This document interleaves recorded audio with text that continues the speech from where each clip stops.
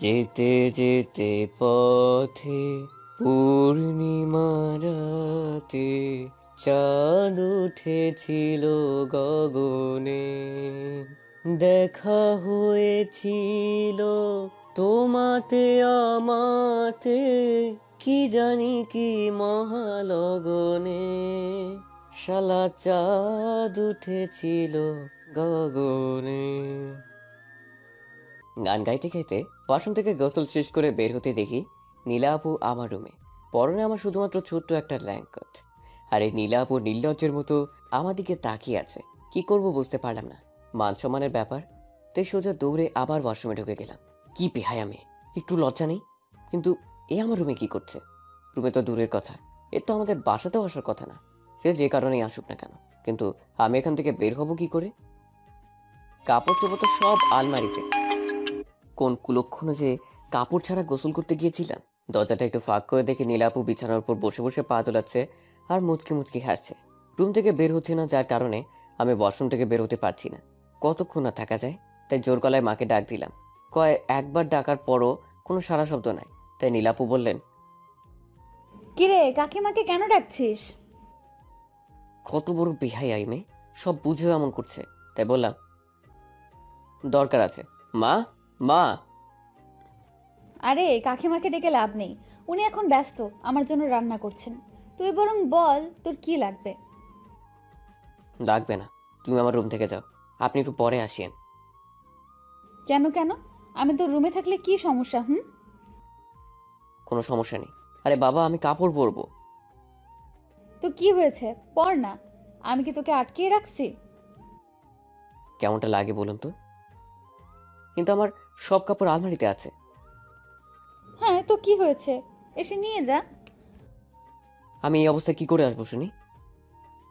আচ্ছা দাঁড়া, আমি বের করে দিচ্ছি। এই বলেই আলমারির দিকে একটু এগিয়ে আবার দাঁড়িয়ে পড়লো, আর একটা শয়তানি আমাকে হাসি দিয়ে বলল, এই অবস্থায় মানে কি রে? তুই কি লজ্জা পাচ্ছিস নাকি?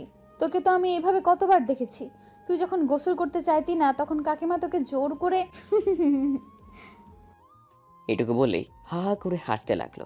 আর হঠাৎ করেই আমার মাথা গরম হয়ে গেল, আর বললাম, এই আপনি আমার রুম থেকে বেরোন তো, বেরোন বলছি। কথাটা বলে ওর মুখ থেকে হাসিটা নিমিশেই উধাও হয়ে গেল। তার কিছু না বলে কাপড়গুলো বের করে দিয়ে নীরবেই রুম থেকে বের হয়ে গেল। হয়তো আমার এই কঠোরভাবে কথা বলাতে কষ্ট হয়েছে। আমি নিশ্চিন্তে কাপড়গুলো পরে নিলাম। তখনই নাচ থেকে মায়ের ডাক হেলো, তাই নিচে গেলাম। এসে অবাক হলাম, কারণ বাসাতে দাদু এসেছে। বাবা, দাদু ও নীলা আপু খাবার টেবিলে বসে আছে। আমরা সবাইকে খাবার দিচ্ছেন। মাকে একটু খুশি খুশি দেখাচ্ছে। মা হেসে হেসে দাদুকে বলল, এই তো আপনার নাতি এসে পড়েছে। মাকে এমন খুশি আগে কখনো দেখিনি। মায়ের বিয়েটা ছিল লাভ ম্যারেজ। বাবা আসলে দাদার বিরুদ্ধে গিয়ে মাকে বিয়ে করেছেন। দাদু চেয়েছিল বাবা যাতে তার ভাইয়ের মেয়েকে বিয়ে করে, কিন্তু তা হয়নি। সেজন্য দাদু মাকে মেনে নেয়নি, মাকে বাড়ি থেকে বের করে দেয়। তাই বাবাও নিজের বাসা ছেড়ে দেয়। কিন্তু আমি যখন পৃথিবীতে আসি তখন দাদু বাড়িতে বেশি থাকতাম, কারণ বাবার ধারণা আমার কারণে হয়তো দাদু মাকে মেনে নেবে। কিন্তু আমি এত বড় হয়ে যাওয়ার পরেও দাদু মাকে বাড়িতে ফিরিয়ে নেয়নি। আমি একদিন দাদুকে বলেছিলাম মাকে বাসায় ফিরিয়ে আনতে, কিন্তু দাদু তা করেনি, উল্টো আমাকে রাগ দেখায়। তাই ওই বাড়ি ছেড়ে দিয়েছি। কিন্তু আজ দাদু স্বয়ং আমাদের বাসাতে কেন এলেন? তাই দাদুকে সালাম দিয়ে খাবার টেবিলে বসে পড়লাম, আর দাদু আমাকে নানান প্রশ্ন করতে লাগলেন। আমি শুধু হাসি মুখে জবাব দিচ্ছিলাম। যদিও ওই দিনের পর দাদুকে আমার তেমন একটা পছন্দ হয় না। তারপর সবাই খাবার খেতে লাগলাম। দাদু খাবার খাচ্ছেন আর মায়ের রান্নার প্রশংসা করছেন। তাকে দেখি মায়ের চোখে জল। এটাই হয়তো খুশির অশ্রু। আচ্ছা, মায়েরা এমন কেন? কষ্টও কাঁদে আবার খুশিতেও কাঁদে। যাই হোক, খাবার খাচ্ছিলাম, হঠাৎ কিছু একটা আমার পায়ের মধ্যে সুড়সুড়ি দিচ্ছে। বিড়াল নয় তো আবার। আসলে আমি ছোটকাল থেকে বিড়াল অনেক ভয় পাই, যে কারণে টেবিল থেকে দাঁড়িয়ে পড়লাম। মাথা নামিয়ে টেবিলের নিচে দেখলাম, না কিছুই নেই। ওটা আমার মনের ভুল হয়তো হবে।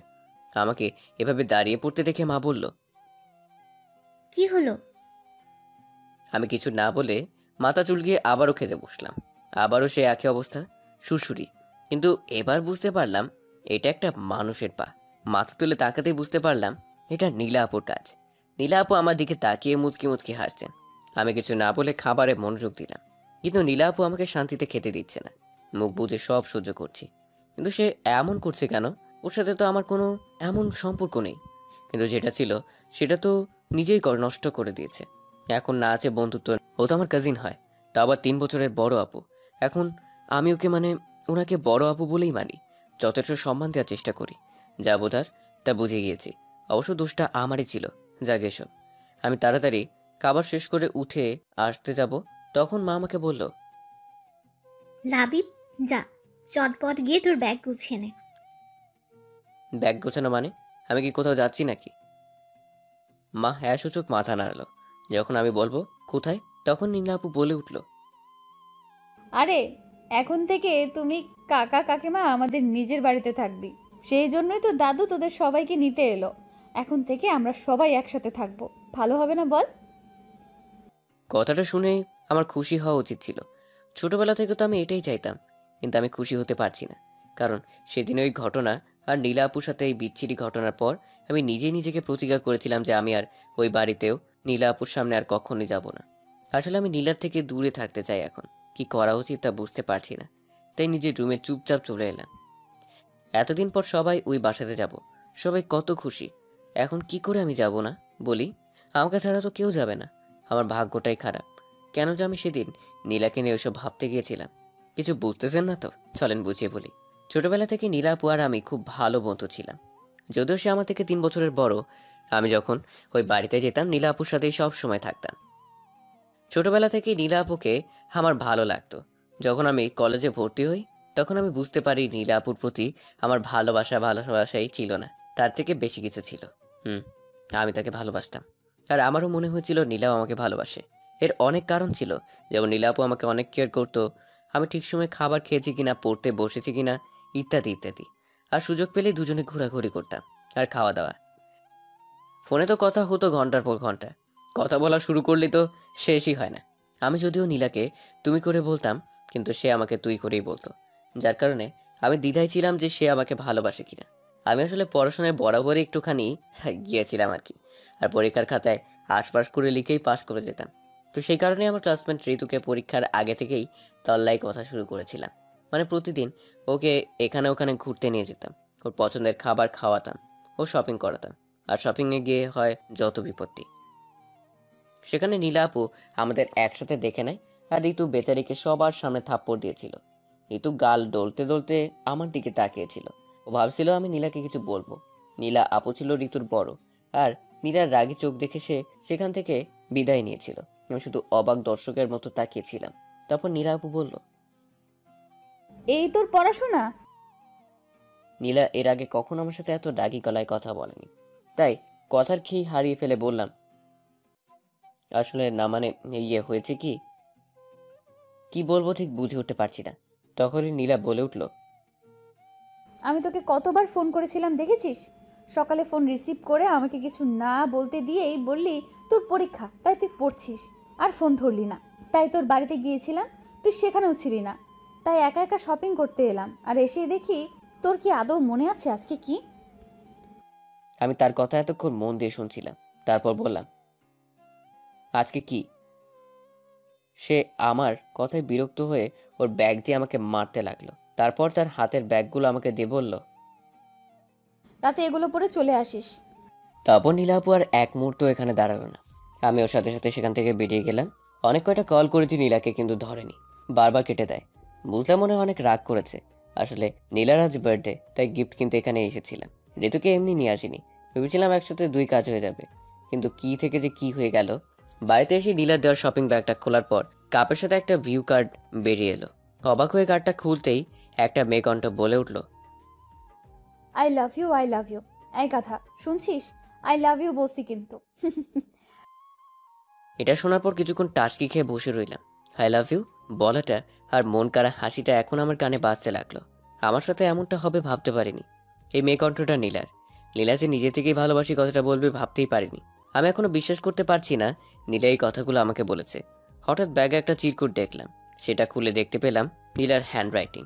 সেখানে লেখা ছিল, আমি জানি না তুই এখন কি ভাবছিস, কিন্তু এটাই সত্যি। জানিস, অনেক দিন ধরে ভাবছি আমার মনের কথাটা তোকে বলে দেই, তবে কেন জানি বলে উঠতে পারছিলাম না। আর আমি জানি তুইও আমাকে পছন্দ করিস। আমি ভেবেছিলাম তুই আমাকে বলবি, কিন্তু না, তুই তুই বলতে পারলি না এতদিনেও, তাই বাধ্য হয়ে আমাকেই বলতে হলো। জানিস, তোকে অনেক ভালোবাসি, অনেক কথা আছে তোর সাথে আমার।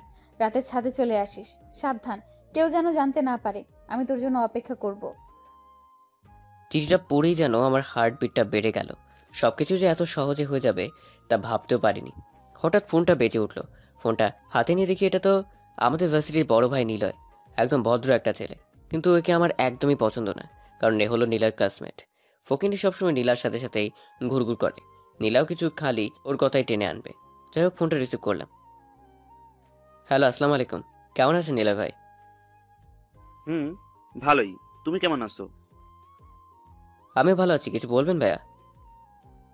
হুম, ওই আসলে নীলা কি কখনো আমার সম্পর্কে কিছু বলেছে তোমাকে? মানে ঠিক বুঝলাম না ভাইয়া।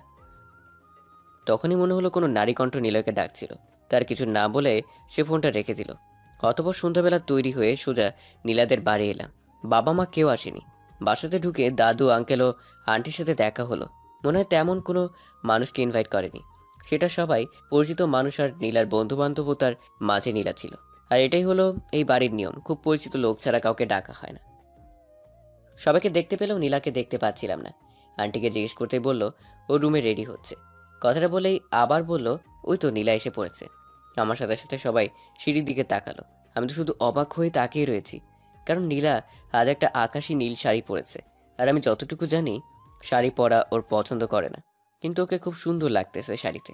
নীলা নিচে এসেই আমার দিকে তাকিয়ে অন্যদিকে চলে গেল। কারণ হলো আমি ওর বার্থডে ভুলে গিয়েছিলাম। তারপর আর কি, কেক কাটা হলো। একটু পর দেখি নীলা পেছনের দিকে তাকিয়ে ছাদের দিকে যাচ্ছে। চিরকুটে তো আমাকে ছাদে যেতে বলেছিল। তখন আমি ছাদের দিকে পা বাড়াতেই পেছন থেকে আন্টিটিকে বলল দাদু নাকি ওষুধ শেষ হয়ে গেছে, তাই আমাকে যেতে হবে। এত লোক থাকতে আমাকেই বলতে হলো। এই কথা তো আর আন্টির মুখের উপর বলতে পারি না, তাই একটা হাসি দিয়ে ফার্মেসিতে গেলাম। ওষুধ এনে আন্টির হাতে দিয়ে আর এক মুহূর্ত দেরি না করে ছাদে গেলাম। আমার মনের ভিতরে একটা উত্তেজনা কাজ করছে। আমার মনটা খুব অশান্ত হয়ে গেছে। ছাদের দরজার কাছে এসে একটা বড় নিঃশ্বাস ছেড়ে নিজেকে একটু শান্ত করে নিলাম। হাসি মুখে দরজাটা খুলেই ছাদে পা রাখতেই আমার মাথায় যেন আকাশ ভেঙে পড়ল। এটা আমি কি দেখছি? নীলা আর নিলয় দুজনে খুব কাছাকাছি দাঁড়িয়ে আছে, কিন্তু এখন ওই হারামি নীলাকে কিস করার চেষ্টা করছে। যদিও নীলা বাধা দিচ্ছে আর না করছে, আমি অবাক হচ্ছি নীলার এই কাজের জন্য। ওর এখন উচিত ছিল নিলয়কে থাপ্পড় মারা, কিন্তু নীলা তেমন কিছু করছে না। আমার মাথায় যেন আগুন ধরে গেল। তাই সামনে এগিয়ে গিয়ে শরীরের সমস্ত শক্তি দিয়ে নিলয়কে একটা লাথি মারলাম।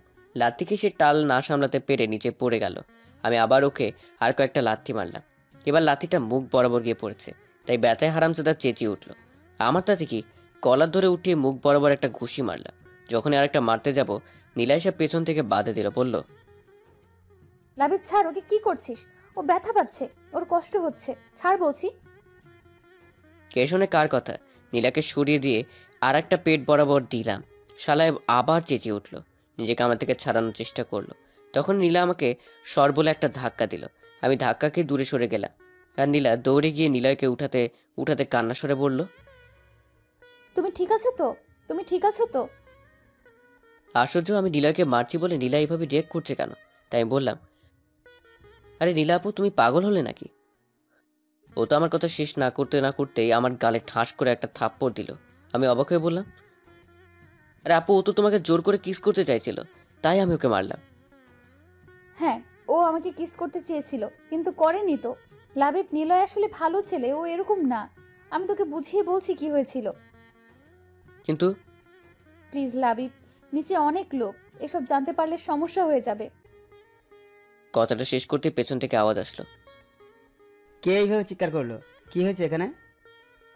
আমি পেছনে তাকিয়ে দেখে আঙ্কেল, নীলা, দাদুকেও আঙ্কেলকে দেখে অনেক ভয় পেয়ে গেল। আমি তখন এটা সেটা বলে সব কিছু ম্যানেজ করলাম। তখন দাদু বলল ঠিক আছে, এখন তোরা নিচে আয়। এই রাত্রিবেলায় ছাদে কি করিস তোরা? আচ্ছা দাদু, তোমরা যাও, আমরা আসছি। সবার সাথে সাথে নীলাও নিচে চলে গেল। এখন শুধু আমি আর নীলা ছাদে দাঁড়িয়ে আছি। আমি নীলার দিকে তাকিয়ে দেখি এখনো ভয় কুকড়ে আছে, আর সিঁড়ির দিকে এক নজরে তাকিয়ে আছে। আমি তাকে ডাক দিতেই চমকে উঠে বলতে লাগলো কি হয়েছে? তুমি ঠিক আছো তো? আমার আবার কি হবে? আমি তো ঠিক আছি। জানো, তোমাকে আজ খুব সুন্দর লাগছে, একেবারে নীলপরি। সত্যি বলছি নীলা। একটু লজ্জা পেয়ে বলল তাই নাকি? তুই কবে থেকে মেয়েদের প্রশংসা শুরু করে দিলি? আমি তো আগেও কতবার সেজেছি, কখনো তো এমন প্রশংসা করিসনি। আজকে এমন কি হলো? এই যে শাড়ি পরে এত সুন্দর করে সেজেছো। ও আচ্ছা, তার মানে তোর শাড়ি পছন্দ, তা আমাকে আগে বললেই পারতি। আমি বললে কি শাড়ি পরতে? তা অবশ্য পরতাম না, কারণ শাড়িতে আমার খুব আনইজি ফিল হয়। আম্মু বললো এজন্য আজ পরলাম। আজকে তোর কি হয়েছে বলতো? তোর মতলবটা কি? আজ এইভাবে কথা বলছিস কেন? আমি আর সময় নিলাম না, পকেট থেকে ওর জন্য কিনে আনা বালা বের করে হাঁটু গেড়ে বসে ওকে প্রপোজ করলাম। Nira, I love you. আমি তোমাকে ভালোবাসি, অনেক আগে থেকেই বাসি, কিন্তু কখনো বলার সাহস পাইনি। আজকে বলছি, তুমি আমাকে বিয়ে করবে? কথা দিচ্ছি তোমাকে অনেক ভালোবাসবো, কখনো কষ্ট পেতে দেব না, শুধু আমাকে ফিরিয়ে দিও না। নীলা আমার দিকে ভূত দেখার মতো করে তাকিয়ে আছে। কি হলো, কথা বলছো না কেন? তারপর আমি দাঁড়িয়ে পড়ে বললাম, আমি সরি, আমার এই কথাগুলো আগেই বলা উচিত ছিল, কিন্তু তুমি কিভাবে নিবে তাই ভেবে আর বলিনি। কিন্তু জানো, তোমার এই মেসেজ আর চিরকুটটা পেয়ে অনেকটাই অবাক হয়েছিলাম। কি হলো, তুমি কথা বলছো না কেন? কি বলছিস তুই এগুলো লাবিব? তোর কি মাথা ঠিক আছে? আমরা দুজন কাজিন হই, তুই আমাকে কি করে ভালোবাসতে পারিস? আর আমি তোর থেকে গুনে গুনে 3 বছরের বড়, এমনটা তুই ভাবলি কি করে? নীলার এমন কথা শুনে আমি মুহূর্তেই পাথর হয়ে গেলাম। কি বলছো এসব? আর কিভাবেই বা বলছে? ও কি আমার সাথে এখন মজা করছে নাকি? আমাকে চুপ থাকতে দেখে নীলা আবার বলল, লাবিব, তুই ভাবতেও পারছিস এটা অন্য লোক জানতে পারলে কি ভাববে? তোর এতটুকু কমন সেন্স নাই? কে রে, কথা বল। তুমি সব কি বলছো নীলা? ওই চুপ, আপু বল। তোমার সমস্যাটা কোথায়? মানে, তুই বুঝতে পারছিস না আমরা কাজিন? তুই যেটা ভাবছিস সেটা হতে পারে না। তো কি হয়েছে, কাজিনদের মধ্যে কি কখনো বিয়ে হয় না? তোমার মা বাবা তো কাজিন, কই তাদের তো কেউ কিছু বলে না। হ্যাঁ ঠিক আছে, কিন্তু আমি তোর থেকে বড়, এটা হয় না লাবিব। এবার আমার মাথায় রাগ উঠে গেল, তাই বললাম, তোমার সমস্যা কি?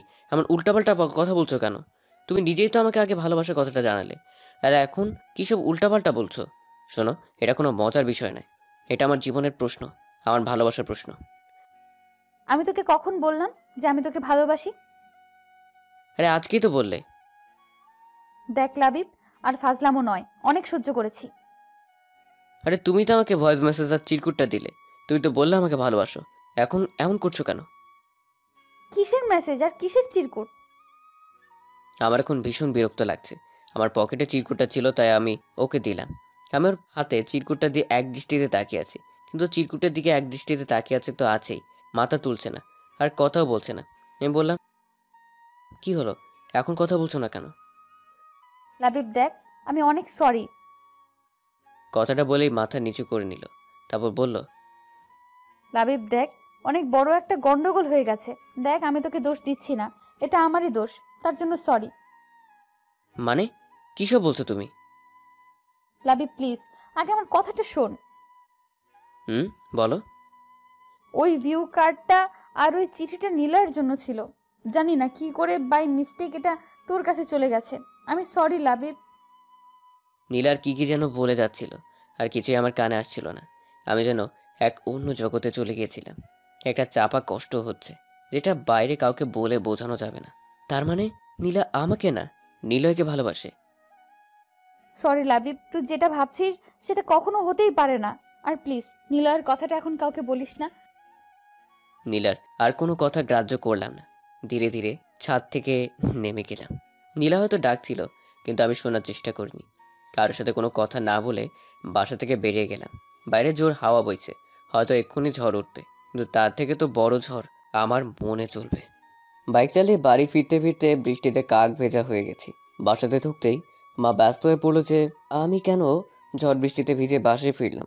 মায়ের কোনো কথা কানে না নিয়ে সোজা নিজের রুমে চলে এলাম, আর তারপরই ঘুম। গভীর রাতে টের পেলাম শরীর গরম হয়ে গেছে, আর মাথায় জলপট্টি দেওয়া। কিছু না, অভ্যাস মতোই জ্বর চলে এসেছে। ছোটবেলা থেকেই এটা চলছে, একটু বৃষ্টিতে ভিজলে কঠিন জ্বর চলে আসে। মা জানতো আমার জ্বর আসবে, তাই আমার রুমে চলে এসেছে। আমাকে চোখ খুলতে দেখে মা বলল, কিরে বাবা, কষ্ট হচ্ছে খুব? তুই কেন শুধু শুধু বৃষ্টিতে ভিজতে গেলি?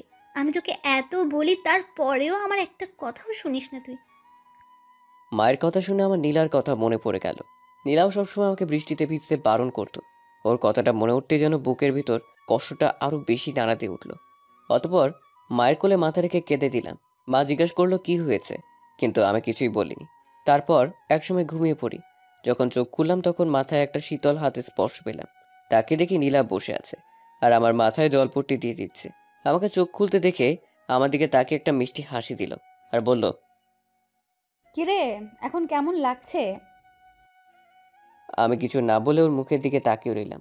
নীলা কিছু একটা বলতে গিয়ে থেমে গেল, কারণ মা রুমে চলে এসেছে খাবার নিয়ে। খাবার টেবিলে রেখে মা নীলাকে বলল, নীলামা, তুই ওঠ, তুই কিছু খেয়ে নিয়ে রুমে গিয়ে রেস্ট নে। আমি তোর খাবার ওখানে রেখে এসেছি। কাকিমা, আমি পরে খাবো, তুমি বরং খাবারটা আমাকে দাও, আমি লাবণীকে খাইয়ে দিচ্ছি। মা একটা মুচকি হাসি দিয়ে বলল, অনেক হয়েছে মা, আবার তুই ওর মতো অসুস্থ হয়ে পড়বি। এমনিতেও ঠিক মতো খাসনি, আবার কাল সারা রাত ঘুমাসনি। কিন্তু কাকিমা। কোনো কিন্তু নয়, আমি যা বলছি সেটা কর। মায়ের কথা শুনে নীলা আর কিছু বলল না। আমার দিকে একবার তাকিয়ে নীলা চলে গেল অন্য রুমে। মায়ের কাছে শুনেছি আমি নাকি গতকাল সারা দিন সারা রাত জ্বর নিয়ে পড়েছিলাম, আর নীলা সবকিছু ছেড়ে চুড়ে এতক্ষণ আমার সেবা করছিল। খুব অবাক হলাম মায়ের কথা শুনে। নীলা আমার জন্য এতটা ভাবে, মনে মনে অনেক খুশি হলাম। পরক্ষণে আবার মনটা খারাপ হয়ে গেল, কারণ নীলাকে ভালোবাসে। তারপর খাবার আর ওষুধটা খেয়ে ঘুমিয়ে পড়লাম। বিকালের দিকে ঘুম ভাঙে, নিজেকে বেশ চাঙ্গা আর ফুরফুরে লাগছে, জ্বরটা আর নেই।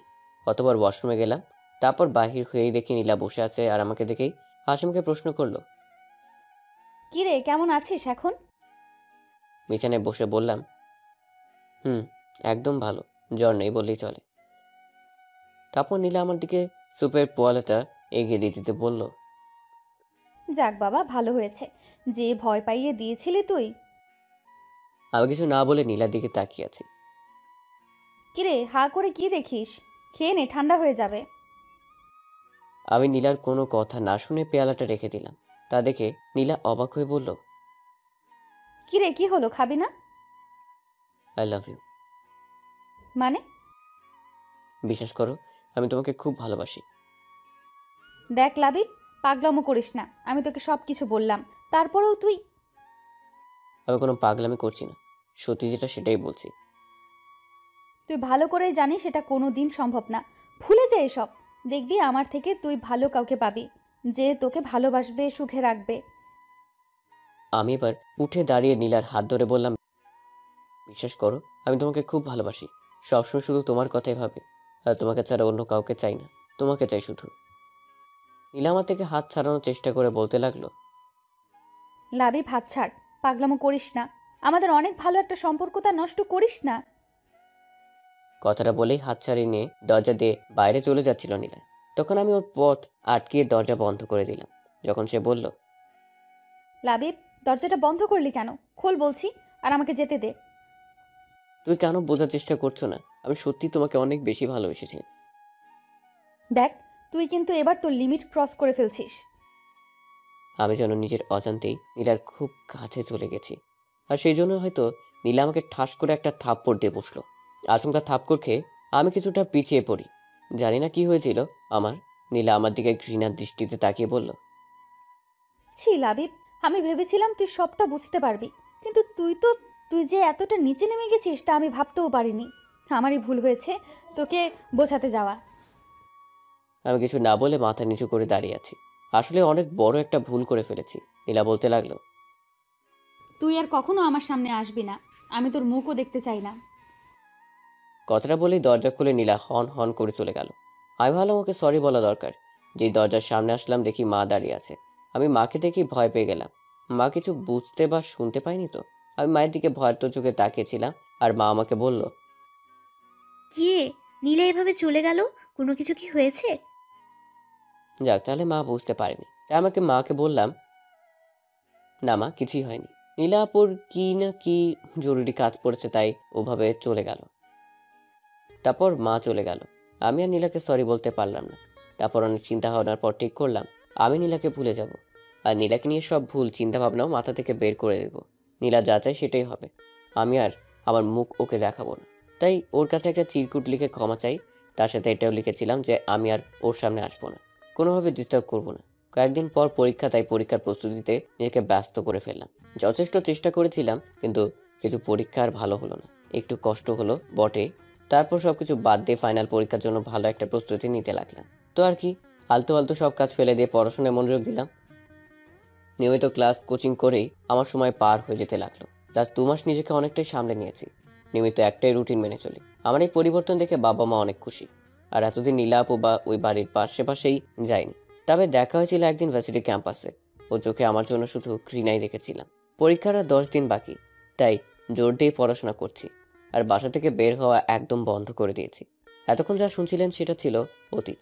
চলেন এখন বাস্তবে ফেরা যাক। আসতে পারি? আমার ভাবনায় ছেদ পড়লো নীলা আপুর ডাকে।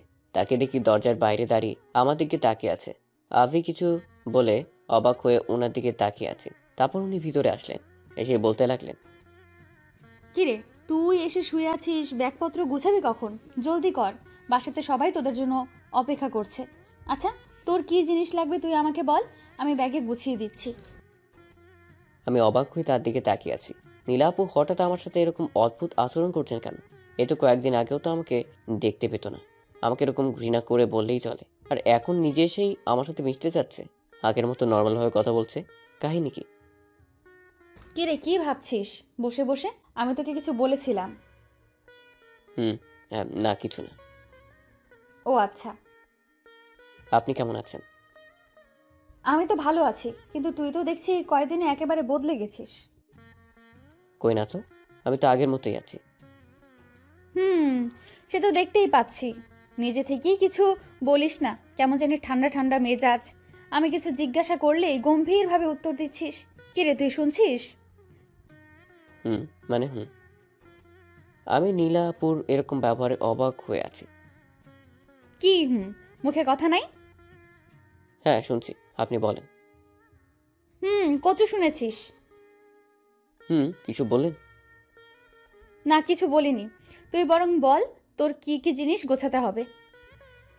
না ধন্যবাদ, আপনাকে কিছু করতে হবে না, আমি নিজেই করে নিচ্ছি। কিরে, তুই কখন থেকে আপনি আপনি করছিস? তুই আমাকে আপনি কবে থেকে বলছিস? আগে বলিনি তো কি হয়েছে, এখন তো বলছি। তাছাড়া বড় আপুকে তো আপনি করেই বলবো, তাই না? নীলা কিছু বলতে চাইছিল, কিন্তু আমি উঠে গিয়ে আলমারি থেকে এক মনে দেখে দেখে কাপড় বের করছিলাম ব্যাগে ভরার জন্য। তারপর নীলা আপু কিছুক্ষণ পিছনে দাঁড়িয়ে থেকে চলে গেলেন। এখন আমি দাদু বাড়িতে নিজের রুম গোছাচ্ছি। চাঁদের রুমটা আমি নিয়েছি। অবশ্য আমার জন্য আগে থেকেই একটা রুম গোছগাছ করে রাখা হয়েছিল, কিন্তু সেটা নীলা আপুর পাশের রুম ছিল। সবকিছু ঠিকঠাক করে যখন বিছানায় গিয়ে শুলাম, তখন একটা চুড়িওয়ালা হাত আমার দিকে একটা শরবতের গ্লাস এগিয়ে দিল। এটা নীলা আপু। আমি ধন্যবাদ বলে শরবতটা নিলাম।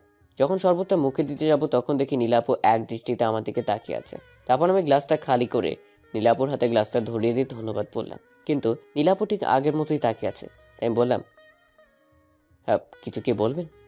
তোর জন্য আগে থেকেই একটা রুম পরিষ্কার করা হয়েছিল, তুই আবার ছাদের এই রুমটাতে আসলি কেন? জি, আসলে আমার এই রুমটা খুব পছন্দ হয়েছে। কেমন নিরিবিলি, আর সবসময় খুব ভালো আলো বাতাস আসে। তাছাড়া ছাদটা একেবারেই পাশে আছে, তাই আর কি। ও আচ্ছা, তাহলে নিচে চল, সবাই খেতে বসেছে। আপনি যান, আমি একটু পরে আসছি। কেন? আমার সাথে এখন গেলে তোর কি কোনো সমস্যা হবে? আরে না না, তা তো কেন হবে? আপনি এমনটা ভাবছেন কেন? আসলে এতক্ষণ কাজ করেছি তো, তাই একটু ফ্রেশ হয়ে যাব। আপনি যান। তারপর নীলা আপু আমার দিকে কিছুক্ষণ নিরাশ চোখে তাকিয়ে থেকে চলে গেল। অতপর রাতের খাবারও কিছুক্ষণ পড়াশোনার পর আর ভালো লাগছিল না, তাই আমি ছাদে এসে রেলিং ধরে দাঁড়িয়ে রইলাম। অনেকক্ষণ ধরেই দাঁড়িয়ে আছি। হঠাৎ কারো পায়ের শব্দে পেলাম, পিছনে তাকিয়ে দেখি নীলা আপু দাঁড়িয়ে আছে। মুখে মিষ্টি একটা হাসি লেগে আছে, পরনে আবার একটা শাড়ি। আমি একটুখানি তাকিয়ে আবার ঘুরে দাঁড়ালাম। সামনের দিকে তাকিয়ে থেকে জিজ্ঞেস করলাম, আপনি এত রাতে ছাদে কি করছেন? আগে তুই বল, তুই এত রাতে এখানে দাঁড়িয়ে আছিস কেন? আর পড়তে ভালো লাগছিল না, তাই এখানে এসেছি। আমিও এই জন্যই আসছি। ও আচ্ছা, বলে নিজের মতো দাঁড়িয়ে রইলাম। কিছুক্ষণ পর পেছন থেকে নীলা আপু রাগী গলায় বলল, আচ্ছা, তোর সমস্যা কি বলতো? আমার আবার কি সমস্যা হবে? না তো, আমার কোনো সমস্যা নেই। এদিক ওদিক আমার দিকে তাকিয়ে কথা বল। কি বলবো? আচ্ছা, তুই কি আমার উপরে রেগে আছিস নাকি ইগনোর করছিস? কি আশ্চর্য, আমি আপনার উপর রাগ করলাম কখন? আর আপনাকে ইগনোরই বা কোথায় করলাম? তাহলে আমি তোর সাথে কথা বলতে চাচ্ছি, কিন্তু তুই তো আমার সাথে কথা বলতেই চাচ্ছিস না। আর কি কখন থেকে আপনি আপনি করছিস? কোথায় কথা বলছি না? আমি তো আপনার তাকে ঠিকভাবে কথা বলছি। লাবি প্লিজ এরকম করিস না, আমার আর ভালো লাগছে না। তুই আবার আগের মতো কথা বল না। আগে তো কত বকবক করতি, বকবক করে আমার মাথা গরম করে দিতি। নীলাপু এটা কেন, ওটা কেন, আর এখন কি হয়েছে তোর? কিছুই হয়নি। আগে আপনাকে বিরক্ত করতাম, তার জন্য সরি। আপনার সাথে অনেক বাজে ব্যবহার করেছিলাম, তার জন্য সরি। আবার এখানে এসেও আপনাকে অস্বস্তির মধ্যে ফেলে দিলাম, তার জন্য সরি। আসলে আমার এছাড়া কোনো উপায় ছিল না, মায়ের কথা এখানে আসতেই হলো। আমি তোকে কি বলছি আর তুই কি বলছিস? তুই ওই দিনের জন্য এমন করছিস তাই না? আচ্ছা, আমি সরি। তোকে ওই দিন থাপ্পড় মারা আর ওই রকম কথাগুলো বলা আমার একদমই উচিত হয়নি। আমি হয়তো একটু বেশি বেশি করে ফেলেছিলাম। আপনি সরি বলছেন কেন? আসলে আমি ওই দিন কাজই এমন করেছিলাম। আপনার জায়গায় যে কেউ থাকলেও এমনই করতাম, হয়তো তার থেকে বেশি কিছুই করতো। আপনি তো শুধু... তাহলে তুই আমার সাথে ঠিক করে কথা বলছিস না কেন? সব ভুলে গিয়ে আবার আগের মতো হয়ে জানা। আমরা আবার আগের মতো মজা করে থাকবো একসাথে। তোর মনে আছে আমরা ছোটবেলা থেকে এই চেষ্টা করতাম যেন সবাই একই বাসাতেই থাকতে পারি? এখন তো আমরা সবাই একই সাথেই আছি, কিন্তু তুই কেমন জানি হয়ে গেছিস। আগের মতো হয়ে জানা প্লিজ। এখন তো সব কিছু ঠিক হয়ে গেছে। আমি অন্যদিকে তাকিয়ে অন্যমনস্ক হয়ে বললাম, সব কিছু ঠিক হয়ে গেছে, কিন্তু এখন না, সব কিছু আগের মতো নেই। কথাটা বলেই ছাদ থেকে চলে এলাম। এখন একটা কথাই আমার মাথায় ঘুরছে যে নীলার কি হয়েছে, হঠাৎ করেই ওর এরকম পরিবর্তন কি করে হলো? যে ঘটনার রেশ আমি এখনো কাটাতে পারিনি। ও কি করে এত সহজে... সকালে ঘুম থেকে উঠে মাথায় বিরক্তি চেপে বসলো। এমনিতে রাতে অনেক দেরিতে ঘুমিয়েছিলাম, আর এখন এত সকালে নীলা আপু এসে আমার স্বাদের ঘুমটা ভাঙিয়ে দিল। তাই বললাম নীলা আপুকে, আপনাকে কে বলেছে আমাকে ঘুম থেকে জাগাতে? ও মা, কতটা বেলা হয়েছে দেখেছিস? আর কত ঘুমাবি? তাতে কি হয়েছে? আমার যখন মন চায় আমি তখন উঠবো। আপনি ডাকবেন কেন? আরে তুই এভাবে কথা বলছিস কেন? আমি তো... ধুর! আমি বিরক্তির শব্দটা করে শরীর উপর দেয়া কাঁথা আঁচড়ে ফেলে দিয়ে বিছানা থেকে নেমে পড়লাম, আর ওয়াশরুমের দিকেই যাচ্ছিলাম। তখনই নীলা পিছন থেকে... ওই শোন, আমার সাথে একদম মেজাজ দেখাবি না। আমি তোর মায়ের কথায় তোরে ডাকতে এসেছিলাম। কাকিমা বলেছিল যে আজকে নাকি তোর একটা ক্লাস টেস্ট আছে, সেজন্যই এসেছিলাম। চাটা খেয়ে নিস। চায়ের কাপটা একরকম আঁচড়ে রেখেই দিয়ে চলে গেল। আমি মনে মনে কিছুটা অনুতপ্ত হলাম। মাকে আমি বলেছিলাম আমাকে যেন ডেকে দেয়, আর এখন নিজেই ভুলে গেছি। বেচারি ডাকতে এলো, অথচ এতগুলো কথা শুনিয়ে দিলাম। কার মুখ দেখে যে ঘুমাতে গিয়েছিলাম। রাতে আয়নার সামনে যাওয়াটা একদমই ঠিক হয়নি। তড়িঘড়ি করে রেডি হয়ে নোটস ঘাঁটতে লাগলাম। নাস্তা খাওয়ার সময় নেই, আর নিচেও গেলাম না। কিছুক্ষণ পর দেখি নীলা আপু প্লেটে করে নাস্তা নিয়ে এলো। এসেই তার সামনে রেখে দিয়ে বলল, কাকিমা পাঠিয়েছে, খেয়ে নিস। কথাটা আমার কেমন যেন নিরামিষ নিরামিষ লাগলো। আমি কিছু বলার আগেই নীলা আপু চলে গেল। তারপর খেয়ে নিলাম। কিছুক্ষণ পর ভার্সিটি যাওয়ার জন্য নিচে আসতেই মা জিজ্ঞেস করলো, কিরে কোথায় যাচ্ছিস? খাবি না? আমি বেশ অবাক হয়ে বললাম, একটু আগে তো তুমি... এটুকু বলেই থেমে গেলাম। তাকে দেখি নীলা আপু টেবিলে বসে নিজের মতোই খাচ্ছে। এখন যেন খাওয়াটাই ওনার একমাত্র কাজ, অন্য কোনো দিকে তাকানোর তার সময় নেই। আমি মাকে আর কিছু না বলে বেরিয়ে পড়লাম। পরীক্ষা শেষ করে হল থেকে বের হয়ে দেখি নীলা আপু দাঁড়িয়ে আছে। আমি কিছু বলার আগে জিজ্ঞেস করলো, কিরে পরীক্ষা কেমন হলো? ভালোই। গুড। এখন কি বাসাতেই ফিরবি? না, একটু সময় লাগবে। আমার লাইব্রেরিতে একটু কাজ আছে। ও আচ্ছা, ঠিক আছে, যা তাহলে। আচ্ছা, ওই দাঁড়া। কিছু বলবেন? না, চল। কোথায়? কেন, তুই কি লাইব্রেরিতে যাবি? হ্যাঁ, তা তো যাবই। তাহলে চল। আপনিও যাবেন? কেন, তোর কোনো সমস্যা আছে? না, তা হবে কেন, চলুন। তারপর লাইব্রেরিতে ঢুকতেই দেখি ঋতুও বসে আছে সেখানে। চোখাচোখি হতেই সে আমাকে ডাক দিল। আমি কয়েকটা বই নিয়ে ওর পাশেই বসে পড়লাম। কিছু জিনিস নোট করতে হবে। তখন পাশ থেকে ঋতু বলে উঠল, কেমন আছো? ভালো, তুমি কেমন আছো? এই তো ভালোই। তোমাকে তো আজকাল দেখাই যায় না, ফোন দিলেও তো পায় না। আজকাল কি করো? হ্যাঁ না, আসলে আমি নতুন একটা নাম্বার নিয়েছি, তাই আমাকে ফোনে পাচ্ছিলে না। আর জানোই তো কিছুদিন পর পরীক্ষা। আমি তো তোমার মতো ব্রিলিয়েন্ট না, আমার সব পড়াই বাকি পড়ে গেছে, সেজন্য এই কয়েকদিন একটু বুঝেই তো। ও আচ্ছা, খুব ভালো। আচ্ছা, তোমার নতুন নাম্বারটা কি দেওয়া যাবে? আমি কিছু একটা বলতে যাব, তখনই সামনে থেকে একটা গুরু গম্ভীর রাগী গলার আওয়াজ এলো। আই মে লাইব্রেরি কি কথার জায়গা? এইটুকু ম্যানার্স এতদিনও শেখনি? জি, এটাই নীলা আপু। ঋতু নীলা আপুর দিকে তাকিয়ে বলল, সরি আপু। ঠিক আছে, যেই কাজে এসেছো সেই কাজ করো, অন্যদের বিরক্ত করো না। আচ্ছা আপু। এরপর ঋতু একটাও টু শব্দ করলো না। এরপর কিছুক্ষণ ঋতু বই ঘেটে নিঃশব্দে কখন যে চলে গেল টেরই পেলাম না। আমার কাজ শেষ হতেই উঠে পড়লাম। অনেকটা সময় ধরে এখানে বসেছিলাম। নীলাপুর দিকে তাকিয়ে দেখলাম একটা খোলা বইয়ের উপর মাথা রেখে ঘুমিয়ে পড়েছে। ওনাকে ডাক দিতে গিয়েও ডাক দিতে পারলাম না, কারণ ওর মায়াভরা মুখের দিকে চোখ আটকে গেছে। এভাবে ওর মায়াভরা মুখটা আগে দেখিনি। কি অপরূপ লাগছে ওকে ঘুমন্ত অবস্থায়। এক মনে তাকিয়েছিলাম, জানি না কতক্ষণ এভাবে তাকিয়েছিলাম। হঠাৎ করে কাঁধে কারো হাত অনুভব করতেই লাফিয়ে উঠলাম। পেছনে তাকিয়ে দেখি ঝাড়ুদার আমার দিকে তাকিয়ে মুচকি মুচকি হাসছে আর বলল, সরি মামা, প্রেম ব্যাঘাত ঘটালাম। এভাবে হুঁশ জ্ঞান হারিয়ে ফেললে কি চলে? কখন থেকে ডাকতাছি। লোকটার কথার শব্দে নীলাপুর ঘুম ভেঙে গেল। বই থেকে মাথা তুলে ঘটনা বোঝার চেষ্টা করছে। আমি তখন কি বলবো ভেবে পাচ্ছি না। তখন লোকটা আমার বলল, তবে আপনাদের খুব ভালো মানিয়েছে। আজকাল এমন প্রেমিক দেখা যায় না মামা, যে প্রেমিকার মুখের দিকে তাকিয়ে থেকে এভাবে হারিয়ে যায়। আমারও একটা প্রেমিকা ছিল, কিন্তু সে বুঝেনি, আমাকে ছেড়ে চলে যায়। আমি দোয়া করি আপনারা সুখী হন। আমি যাই, অনেক কাজ আছে। লোকটা আমাকে পাথর বানিয়ে দিয়ে চলে গেল। আমার হাত পা পুরো অসাড় হয়ে গেল। নীলাপুর দিকে তাকাতেই পারছি না, না জানি কি ভাবছে এখন। তখনই নীলাপুর আওয়াজ এলো। কিরে, যাবি না? এভাবে দাঁড়িয়ে আছিস কেন ওখানে? মাথা তুলে দেখি নীলাপু দরজার কাছে দাঁড়িয়ে কথাটা বলল, আর সেটা খুব স্বাভাবিকভাবেই। কিছু বুঝতে পারেনি নাকি কিছু শুনতে পারেনি, কি জানি কি হচ্ছে আমার সাথে। কিরে, আবার কি ভাবছিস? অনেকটা দেরি হয়ে গেছে তো। আমি একরকম রোবটের মতোই ওখান থেকে বেরিয়ে গেলাম। বাইরে সেই বাইকে বসতে দেখা নীলা আপু। আমি বললাম, কি হলো, দাঁড়িয়ে আছেন কেন? বাসাতে যাবেন না? যাবো তো। তাহলে যান, সত্যি অনেকটা দেরি হয়ে গেছে, এখানে দাঁড়িয়ে থাকবেন না। সেই জন্য তো এলাম। আসলে ড্রাইভার কাকাকে সে কখনোই আসতে পাঠিয়ে দিয়েছি। কেন? আরে, বয়স্ক মানুষকে শুধু শুধু এতক্ষণ বসিয়ে রাখবো কেন, তাই বলেছি চলে যেতে। আর তোর যদি কোনো সমস্যা থাকে তো বল, আমি অন্য গাড়ি করে চলে যাব। কি বলেছি, আমার অসুবিধা আছে? ও আচ্ছা, চল তাহলে।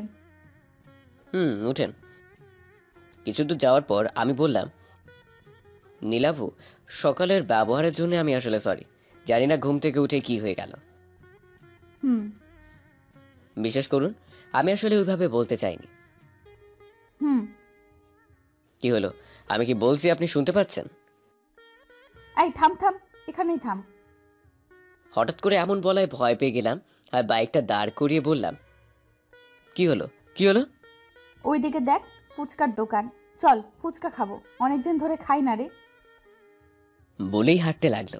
আমি আর কি বলবো, গেলাম পিছু পিছু। কিছুটা বিরক্তি নিয়ে নীলাপুর পিছনে গিয়ে দাঁড়ালাম। তখন নীলাপু পিছন ফিরে বলল, এই তুই খাবি?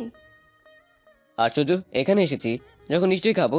তাই কিছুটা বিরক্তি নিয়ে বললাম, না খাবো না। আচ্ছা ঠিক আছে, ওই মামা শুধু আমাকেই দেন। বিষয়টা অপমানজনক, তাই পিছনের চেয়ারটাতে ঠাস করে বসে পড়লাম। আর নীলাপু ফুচকার প্লেটটা নিয়ে আমার পাশের চেয়ারটাতেই বসলো। একা একা খাচ্ছি, আমি যে হা করে বসে আছি তা আর দেখলো না। আমি নিরুপায় হয়ে বসে আছি, বলতেও পারছি না আমিও খাবো। আমি তো অনেক দিন ধরে খাই না। তখন হঠাৎ করে আমার চোখটা আটকে গেল সামনের আর একটা দোকানে। উঠে দাঁড়িয়ে ভালো করে দেখে নিলাম, হ্যাঁ, এটা তো নিলয়। সাথে একটা শাড়ি পরা মেয়ে খুবই ক্লোজভাবে বসে আছে আর একে অপরকে খাইয়ে দিচ্ছে। তারপর আমি কিছুক্ষণ তাদের দিকে তাকিয়েছিলাম আর নীলাপুকে বললাম, নীলাপু, নীলাপু। কি হয়েছে? ওটা নিলয় ভাই না? কিন্তু নীলাপু ওইদিকে একবার তাকিয়ে আমাকে বলল, তো ওনার সাথে তো একটা। ওটা ওর বউ। আমি অনেকটা অবাক হয়ে নীলাপুর দিকে তাকিয়ে রইলাম। কি হলো ব্যাপারটা, এত বড় একটা জিনিস এত সহজে বলছে। আমি অবাক হয়ে বসে বসে এটাই ভাবতে লাগলাম। কিরে, এখানে বসে থাকবি নাকি? চল, বাড়ি ফিরতে হবে। কথাটা বলেই হাঁটতে লাগলো। আমি থ হয়ে দাঁড়িয়ে রইলাম। আসলে ঘটনা কি, এদিকে নীলাপু বাইকের কাছে দাঁড়িয়ে আছে, তাই আমি গিয়ে বাইকে উঠে পড়লাম। এখন নীলাপুকে কিছু জিজ্ঞেস করা যাবে না, যেভাবে দাঁড়িয়ে আছে মনে হয় না কিছু বলবে। সুযোগ বুঝে সব জানতে হবে। তারপর বাসাতে ফিরলাম। রাতে বিছানায় বসে শুয়ে শুয়ে পড়ছিলাম। বই পড়া বললে ভুল হবে, বই শুধু খুলেই রেখেছি। মন তো পড়ে আছে নীলাপুর বিষয়গুলো নিয়ে। একটু পর পানি পিপাসা লেগে গেল, কিন্তু বোতলে তো পানি নাই। নিচে যাওয়ার মুড নাই, তাই মাকে কয়েকটা চিল্লানি দিলাম। তারপর বউয়ের দিকে মনোনিবেশ করার চেষ্টা করলাম। অনেকটা সময় হয়ে গেল কিন্তু মা আসছে না, তাই আবারও চিল্লানি দেওয়ার জন্য হা করলাম। কিন্তু তার আগেই নীলা আপু এসে দাঁড়িয়ে আছে। রুমে ঢুকলো কখন টের তো পেলাম না। কিরে, এইভাবে গরুর মতো চিল্লাচ্ছিস কেন? আমার কাজ ছিল তাই আম্মুকে ডাকছিলাম, কিন্তু আপনাকে তো ডাকিনি। আপনি আসলেন যে? কাকিমা রান্না করতেছে, কি বলার আছে আমাকে বল। ওই মানে, আসলে খাওয়ার পানি শেষ হয়ে গেছে, তাই জন্য ডাকছিলাম। কি, এই সাধারণ একটা কাজের জন্য তুই কাকিমাকে এইভাবে ডাকছিলি? নিজে গিয়েই তো আনতে পারিস। তো কি হয়েছে, আমার তো নিচে যেতে ইচ্ছে করছিল না, তাই মাকে ডাকছিলাম। আর আপনার যদি অসুবিধা হয় তো আপনাকে এনে দিতে হবে না আম্মু। ওই চুপ, বোতল দে। এই যে এখানে আছে। তারপর বোতল সেটা নিয়ে চলে গেল। একটু পর আবার আসলো নীলা আপু। এই নে তোর পানির বোতল। তখন আমি বই থেকে মুখ তুলে দেখি নীলা আপু আমার দিকেই তাকিয়ে আছে। আমি বললাম, কিছু কি বলবেন? না। পরক্ষণে আবার নীলা আপু বলে উঠল, অ্যাটলিস্ট একটা ধন্যবাদ তো দিতে পারতিস নাকি? কেন? কেন মানে, আমি এত কষ্ট করে পানি এনে দিলাম, একটা ধন্যবাদ তো দেওয়া উচিত, তাই না? ও ধন্যবাদ। তারপর আমি আবারও বইয়ের দিকে চোখ দিলাম। তখন নীলা আপু আবারও বলে উঠল, আচ্ছা কি পড়ছিস? বই। সেটা তো আমিও দেখতে পাচ্ছি। তাহলে জিজ্ঞেস করছেন কেন? আজব তো, এভাবে কথা বলছিস কেন? আমি আবার কিভাবে কথা বললাম? ধুর। বিরক্তি নিয়ে রুম থেকে চলে গেল। আমি বসে বসে মুচকি মুচকি হাসতে লাগলাম। হ্যাঁ যাক, প্রতিশোধ ঠিকঠাকভাবে নেওয়া গেছে। এখন বুঝবে ফুচকার দোকানে আমার কেমন লাগছিল। কেন জানি না, খুব মজা লাগছে। আর নিজেকে ধরে রাখতে পারলাম না। বিছানার উপর উঠে নাচানাচি শুরু করে দিলাম। হঠাৎ করে দরজার দিকে চোখ পড়তেই কাঠ হয়ে গেলাম। নীলা আপু অবাক হয়ে চোখ বড় করে আমার দিকে তাকিয়ে আছে। নীলা আবার এখানে কি করতে এলো? আমি আবার বিছানার উপর চুপ করে বসে পড়লাম। তার বইটা হাতে নিয়ে ওটাতেই মুখ গুজলাম। গাটা একটু কাত করে দেখলাম নীলা আপু একদম বিছানার ধারে এসে দাঁড়িয়ে আছে। তাকে দেখি মুখে আবার মুচকি হাসি। যেটা ভয় ছিল ঠিক সেটাই হলো। নীলা আপু আমাকে জিজ্ঞেস করলো, লাবিব, তুই এতক্ষণ কি করছিলি রে? কই না তো, কিছু না। আচ্ছা তাই? আপনি আবার এখানে কি করতে আসছেন? তোর মা পাঠালো, নিচে গিয়ে খাবার খেতে বলেছে, নাকি খাবারটাও উপরে এনে দিয়ে যাব? না থাক, আমি নিচে গিয়েই খাবো। আপনি যান, আমি আসছি। ঠিক আছে আয় তাহলে। আর শোন, নেক্সট টাইম দরজাটা লাগিয়ে নিস, কেন? কারণ এরকম নাচ দেখে মানুষ হার্ট অ্যাটাক করতে পারে। কথাটা বলে উচ্চস্বরে হাসতে হাসতে চলে গেল। আমাকে এরকম একটা অপমান করবে ভাবতেই পারিনি। কিন্তু এরকম হৃদয় কাড়া হাসি শুনে কেউ আর রাগ করে থাকতে পারে না, কেউই না। যাই হোক, আমি খাবার টেবিলে আসতেই দেখি নীলা আপু খাবার টেবিল ছেড়ে উঠে যাচ্ছে, আর বাকিরা সবাই অট্টহাসি দিতে ব্যস্ত। অতঃপর এখানে কি হচ্ছে বোঝার চেষ্টা করলাম, কিন্তু কিছু বুঝতে না পেরে টেবিলে গিয়ে বললাম, জেঠিমা, আমাকে খাবার দিতেই দাদু জিজ্ঞেস করলো, তা দাদু ভাই, তোমার পরীক্ষা যেন কবে থেকে? এই তো পরের সোমবারে। ও, তাহলে তো আর কয়েকটা দিন মাত্র। তো প্রস্তুতি কেমন? জি মোটামুটি ভালোই। তা পরীক্ষা শেষ হবে কবে? কোনো রকম সমস্যা না হলে মোটামুটি 15 দিন। আচ্ছা, তাহলে তো খুবই ভালো হয়। এরপর দাদু বাবা আর জেঠুকে উদ্দেশ্য করে বলল, তোরা তাহলে সব কিছু তৈরি করা শুরু কর এখন থেকেই। আর তো মাত্র কটা দিন। ক্যাটারিং নিয়ে তোদের চিন্তা করতে হবে না, ওটা আমার বন্ধু মালেক দেখে নিবে। ওর অনেক ভালো জানাশোনা লোক আছে। তোরা বরং অন্যান্য দিকটা দেখ, আমি নেমন্তন্নের দিকটা দেখছি। বাবা আর জেঠু মাথা ঝাঁকালো। আমি অবাক হয়ে দাদুকে জিজ্ঞেস করলাম, বাসা থেকে কোনো অনুষ্ঠান আছে দাদু? আছে তো। কিন্তু কিসের অনুষ্ঠান? তখন মা পিছন থেকে বলল, কিসের আবার বিয়ের অনুষ্ঠান? আমি হকচকিয়ে বললাম, বিয়ে? কার বিয়ে? কার আবার? আমাদের নীলার। কি? নীলা আপুর বিয়ে? হ্যাঁ, এতটা অবাক হচ্ছিস কেন? আমাদের মেয়ে যখন বড় হয়েছে তখন বিয়ে তো দিতেই হবে। কতদিন আর এভাবে বসিয়ে রাখবো? হ্যাঁ তা ঠিক আছে, কিন্তু কার সাথে?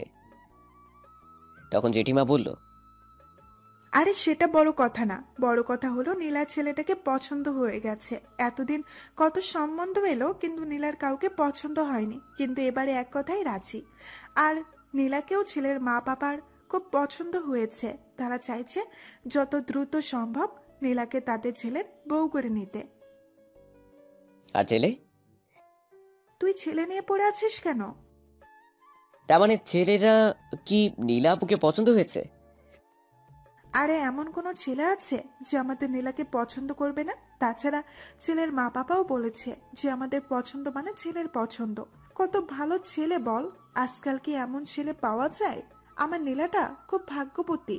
আমি শিওর এই ছেলে আমার মেয়েকে অনেক ভালো রাখবে। ও। আমি মাথা নিচু করে আমার খাবার খেতে লাগলাম। বাকিরা নিজেদের মধ্যে কথা বলছে। কি হলো এটা? নীলাপুর বিয়ে ঠিক হয়ে গেছে আর নীলাপুর আছি। ভালোই। আমার তাতে কি? আমার এসব নিয়ে ভেবে কি করব? এসব বলে নিজেকে বোঝাচ্ছি ঠিকই, কিন্তু কোথায় যেন একটা অস্বস্তি অনুভব হচ্ছে। খাবার শেষে সোজা চলে এলাম, বিছানায় এসে চুপ করে বসে আছি। না, আসলে আমি ভুল ভাবছি। বারবার একই ভুল কেন করছি? আসলে এখানে এসে নীলাপুর ব্যবহারে আমি অনেক কিছুই ভেবেছিলাম। ভালোই হয়েছে, এত তাড়াতাড়ি ভুলটা ভেঙে গেছে। রুমে আর ভালো লাগছে না, তাই ছাদে চলে আসলাম। ছাদের মধ্যে এসে অন্যদিকে তাকিয়ে রইলাম। আবার সেই কষ্টটা নাড়া দিয়ে উঠল। কেন সব ভাবতে লাগলাম? হঠাৎ ছাদের অন্যদিকে চোখ গেল। দেখি নীলা আপু ছাদের ব্যালকনিতে হেলান দিয়ে ফোন টিপছে। হয়তো আগে থেকে এখানে এসেছে, নয়তোবা আমার পরে। এলো তো এলোই, আমাকে দেখলোই না। ভেবেছিলাম আজকে নীলা আপুকে নিলয়ের ব্যাপারটা জিজ্ঞেস করব, কিন্তু এখন আর তা জানার ইচ্ছে নেই। জেনি বা কি করব? দেখে মনে হচ্ছে কারোর সাথে মন দিয়ে চ্যাটিং করছে। থাক, আর ডিস্টার্ব না করি। যেই ছাদ থেকে নিচে নামতে যাব তখনই নীলা আপু ডাক দিল আমাকে। মুখে দেখি হাসি লেগে আছে। বাহ, নিজের বিয়ের খবর শুনে এত খুশি। নীলা আপু আমার কাছে এসেই হাসি মুখে জিজ্ঞেস করলো, কিরে, ছাদে কখন এলি? আবার চলেও যাচ্ছিস? এই তো হাওয়া খেতে এসেছিলাম। হাওয়া খাওয়া হয়েছে তাই রুমে যাচ্ছি, অনেক পড়া আছে। ও, তোর তো আবার কিছুদিন পর পরীক্ষা। যা পড়তে বস গিয়ে। কোনো সমস্যা হলে আমাকে বলবি। আচ্ছা। আমি এটা বলেই চলে এলাম। আমি ভেবেছিলাম যে আমাকে ডেকে কথা বলবে, এভাবে যে তাড়িয়ে দিবে তা ভাবেনি। মুখে কি হাসি দেখো! আরে বাবা, বিয়ে হতে যাচ্ছে তাতে কি? এত আদিক্ষেতা দেখানোর কি আছে? ফালতু। শেষ পরীক্ষাটা দিয়ে এসে দেখি বাড়িতে লোকজনের অভাব নেই, সবাই কাজ করছে। বাড়িটা সুন্দর করে সাজানো হচ্ছে আর কি, আর নানা রঙের বাতি দিয়ে সাজানো হচ্ছে। এই বাড়িটা বিয়ে বলে কথা। আমি এদিক ওদিক তাকিয়ে নিজের রুমে যাচ্ছিলাম। সবাই দেখে খুব ব্যস্ত। আমি কারো নজরে পড়লাম না। মনে হয় আজকে আমার শেষ পরীক্ষা ছিল, কিন্তু মনে হচ্ছে এমন কেউ এই বাসাতে নেই যে আমার পরীক্ষা কেমন হলো তা জিজ্ঞেস করবে। আমি নিজের রুমে এসে চুপচাপ বসে রইলাম। কিছুক্ষণ বসে থাকার পর আর ভালো লাগছে না, তাই ভাবছি যাই, ছাদে যাই, যদি একটু ভালো লাগে। কিন্তু বাইরে এসে দেখি ছাদে এক প্রকার জলসা চলছে। সবাই মিলে আড্ডা দিচ্ছে আর হাসাহাসি করছে।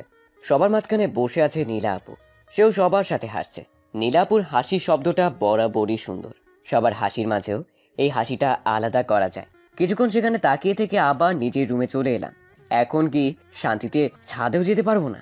রুমে এসে গালে হাত দিয়ে বসে আছি, মেজাজটাই খারাপ হয়ে যাচ্ছে বসে থাকতে থাকতে।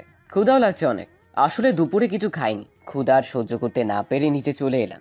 নিচে এসেই আম্মুকে পেয়ে গেলাম।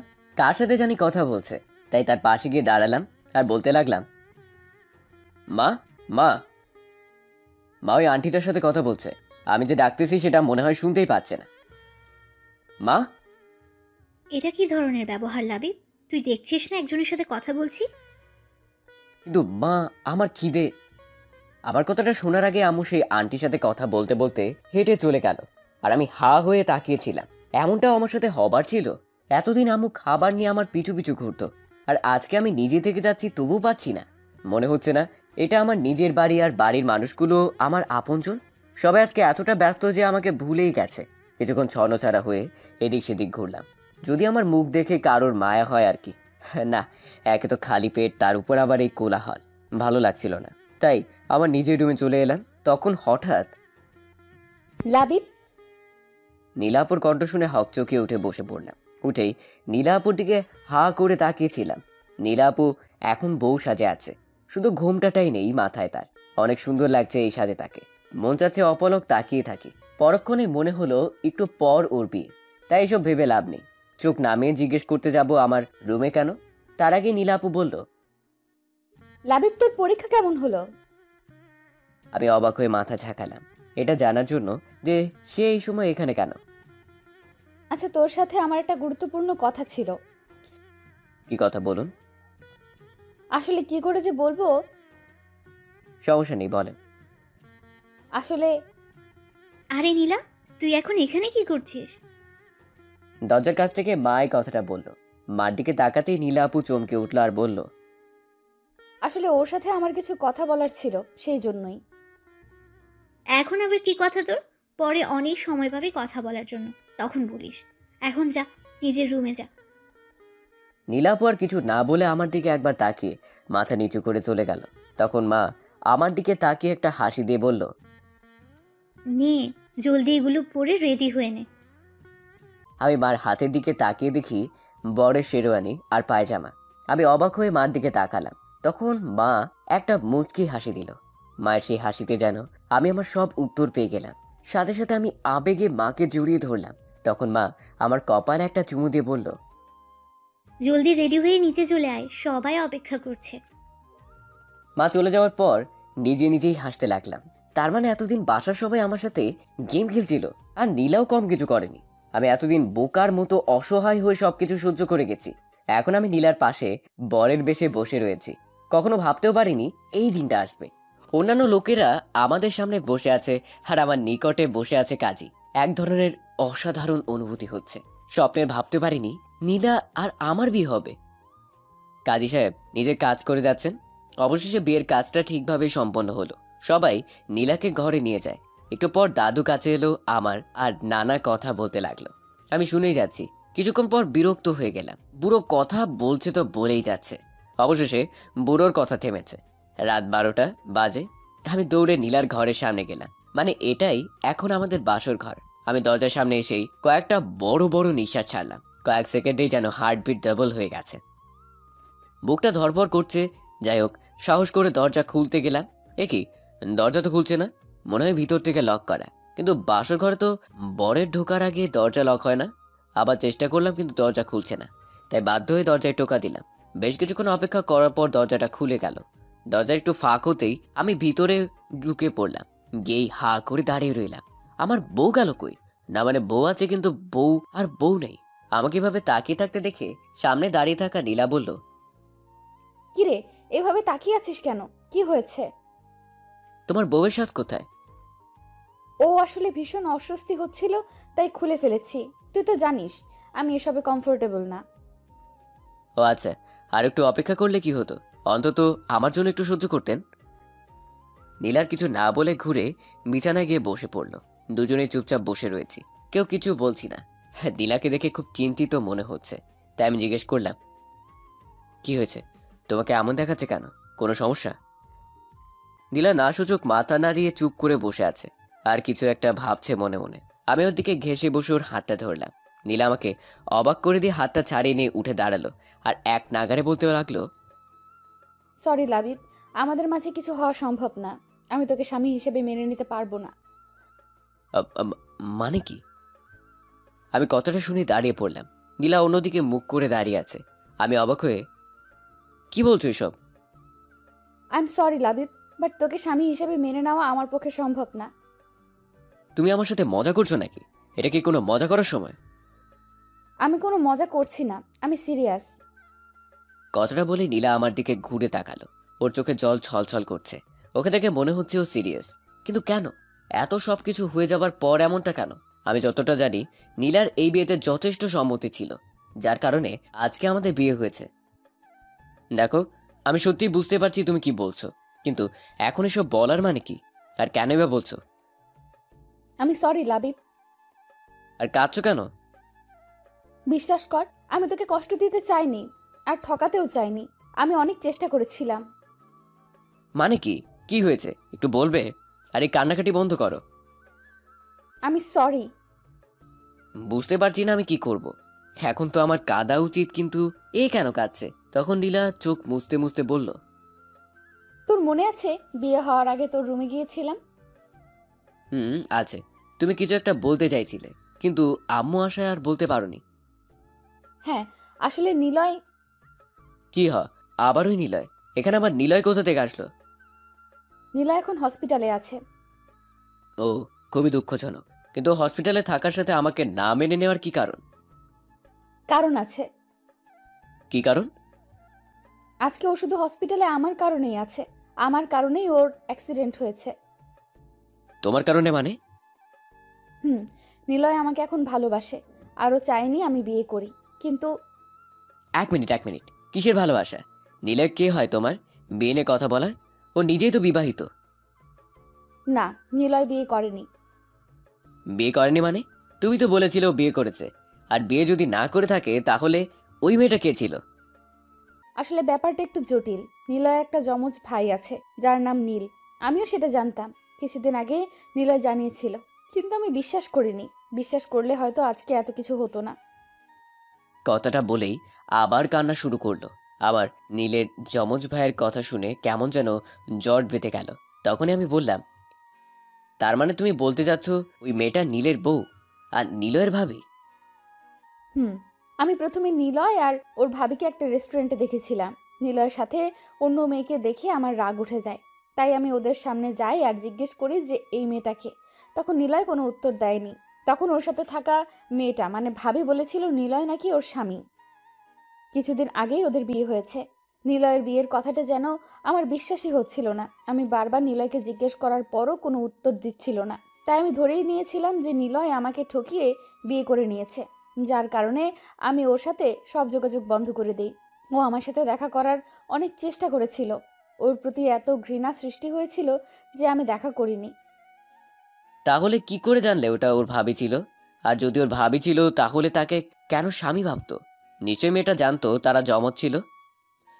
বলছি, কালকে কিছু জিনিস কেনার জন্য শপিং মলে যাই। এখানেই নিলয়ের মুখোমুখি হই, তাই বাধ্য হয়েই ওর কথা আমাকে শুনতে হয়েছিল। আসলে নিলয়ের ভাই নিলয় বাইরে থেকে লেখাপড়া করেছে।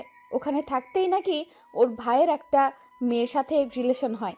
দেশে আসার পরেই ওদের বিয়ে হয়, কিন্তু বিয়ের কয়েকদিন পর নাকি নীল মারা যায়। আর ওই মেয়ে নীলের মৃত্যুতে মেন্টালি ডিসেবল হয়ে পড়ে আর নিলয়কে তার স্বামী ভাবতে শুরু করে দেয়। ডাক্তারের কথা অনুসারে নিলয় নীল হিসাবে অভিনয় করে যাচ্ছে ওর ভাবিকে সুস্থ করতে।